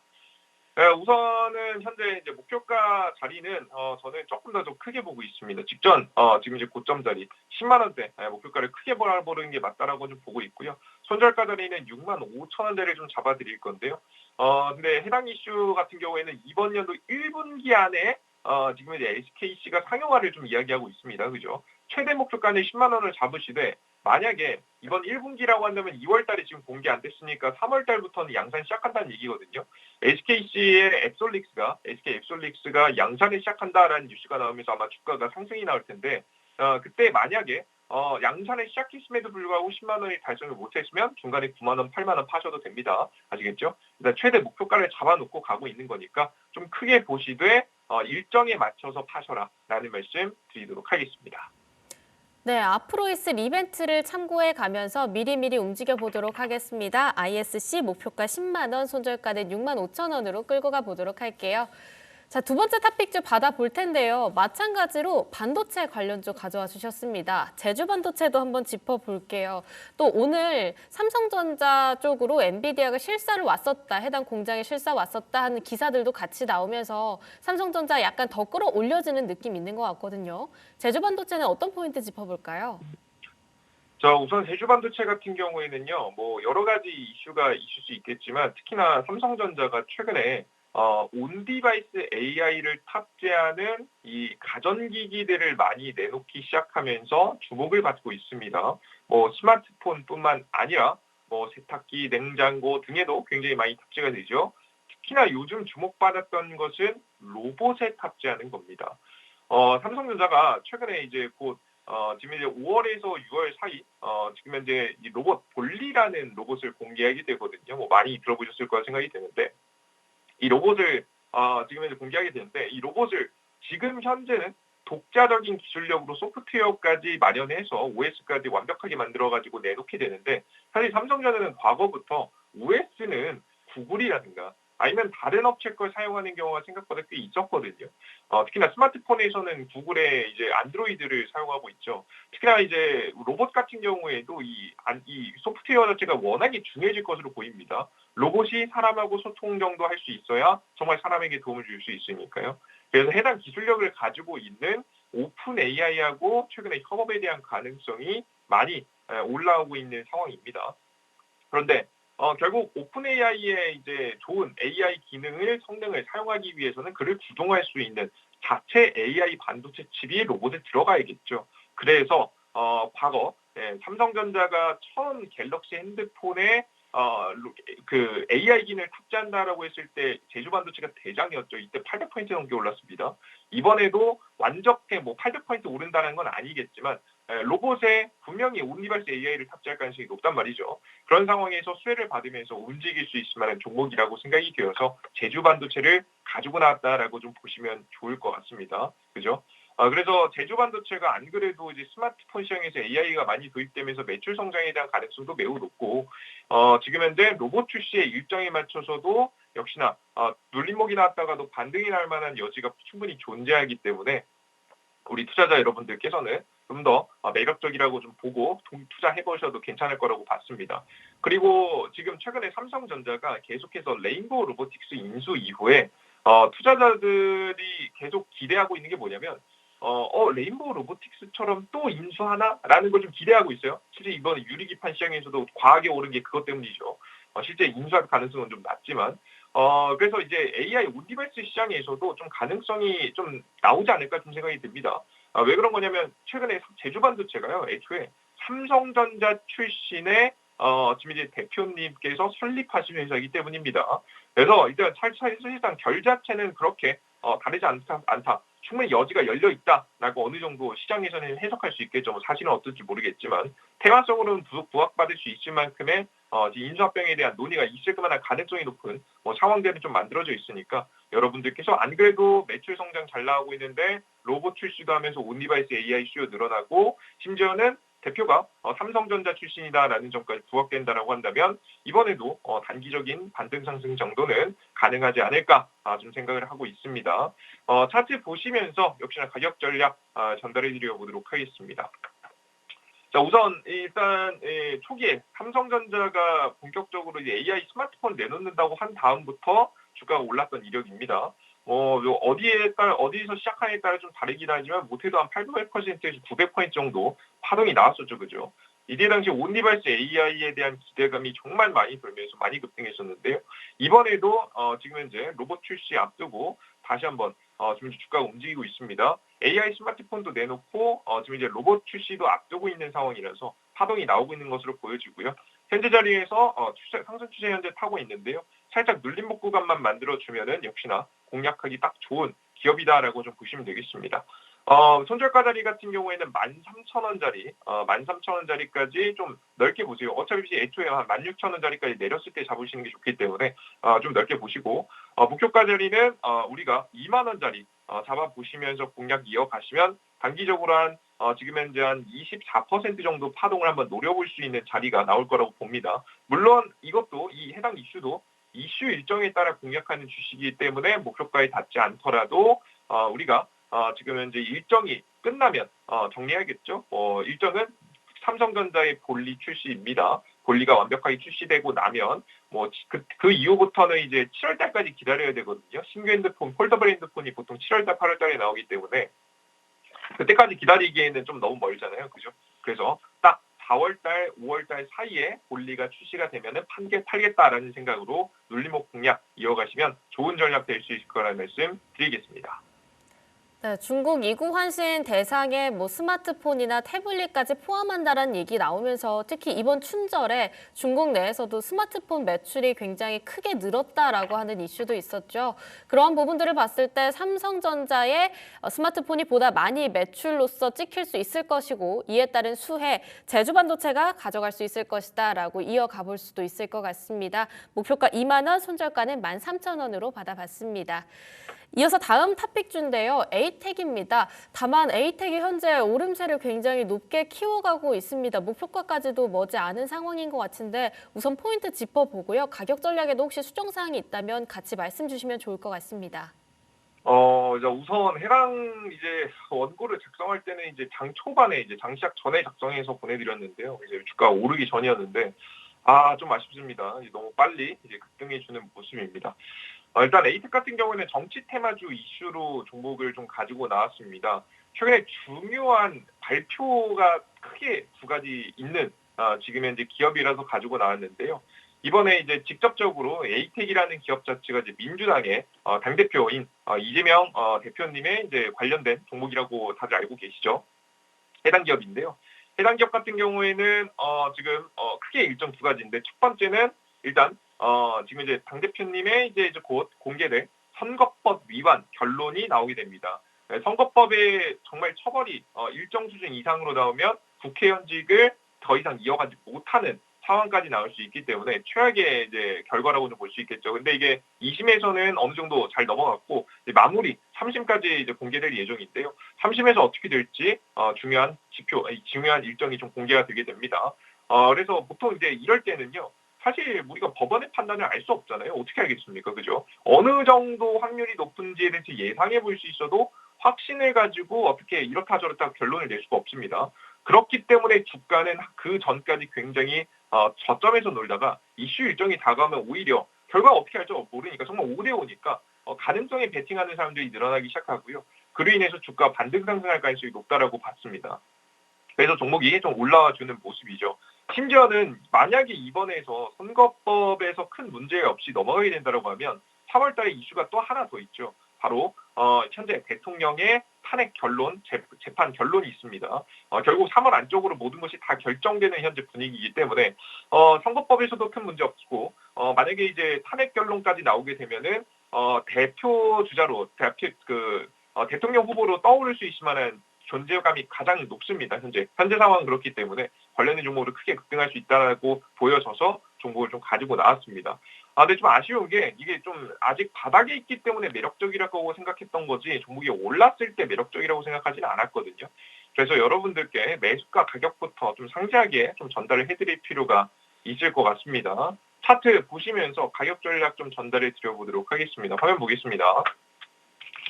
자, 우선은 이제 에이텍이라는 기업 자체가 이제 요 자리에 있을 때는 나쁘지 않았어요. 27,000원, 8,000원 라인에 있을 때는 괜찮았는데 이미 오늘자로 한 10% 정도의 시세를 좀 보여줬죠. 그죠? 좀 아쉬운 부분입니다. 그래도 이제 먹을 자리가 아예 없는 건 아니에요. 그래서 저는 이제 눌림목 자리에서 전 못해도 29,000원 자리까지는 떨어져야 지금 29,950원인데 29,000원 정도까지는 떨어져 줘야 공략이 가능하다라고 현재 보고 있고요. 목표가 자리는 33,000원 자리를 그대로 잡으셔도 될 것 같고 손절가 자리는 23,000원으로 좀 넓게 여러분들께 좀 잡아 드릴 건데 중요한 건 원래 여러분들께서 원래 보통 단기적으로 투자하시는 자금의 절반 정도만 투자하시는 걸 권장해 드립니다. 이미 어느 정도 파동이 어느 정도 나와서 큰 자금을 베팅하기 좀 어렵고요. 다만 그렇다고 해서 그냥 보내주기에는 좀 아까운 부분도 있으니까 여러분들께서 좀 소액 정도만 접근하시는 전략을 이어가시면 충분히 좋은 수익 볼 수 있을 거라고 좀 생각이 되니까 공략 집중하셨으면 좋겠고요. 그리고 앞서서도 시장 이야기할 때 설명드렸지만 최근 증시는 정말 올라가긴 하지만 연기금이 언제 매수를 멈출지 모르는 증시입니다. 여러분들께서 너무 과감한 전략보다는 조금 더 보수적인 전략, 투자금을 줄이거나 현금 비중을 늘려가는 전략이 가장 중요해 보이니까 현재 시장 대응 잘 이어가 보시면 좋을 것 같습니다. 네, 오히려 시장이 강하게 올라갈수록 더욱더 이성을 잡고 정신줄을 꽉 잡고 다양하게 투자 전략을 고민해봐야 할 것 같은데요. 우선 추격 매수를 좀 피해보자 이렇게 말씀을 해주신 것 같습니다. 에이텍 종목 선정은 잘 해주셨지만 현재 8%에서 9%대 너무 많이 올라버리지 않았나 하는 아쉬움까지 살짝 내비쳐보도록 하겠습니다. 지금까지 딜사이트 S 이재진 마스터와 함께했습니다. 마스터님 오늘도 좋은 말씀 감사합니다.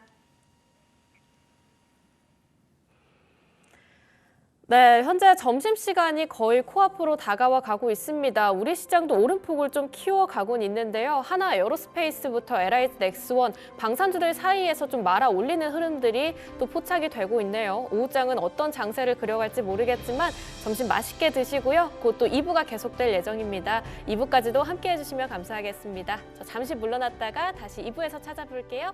2부에서 만나요.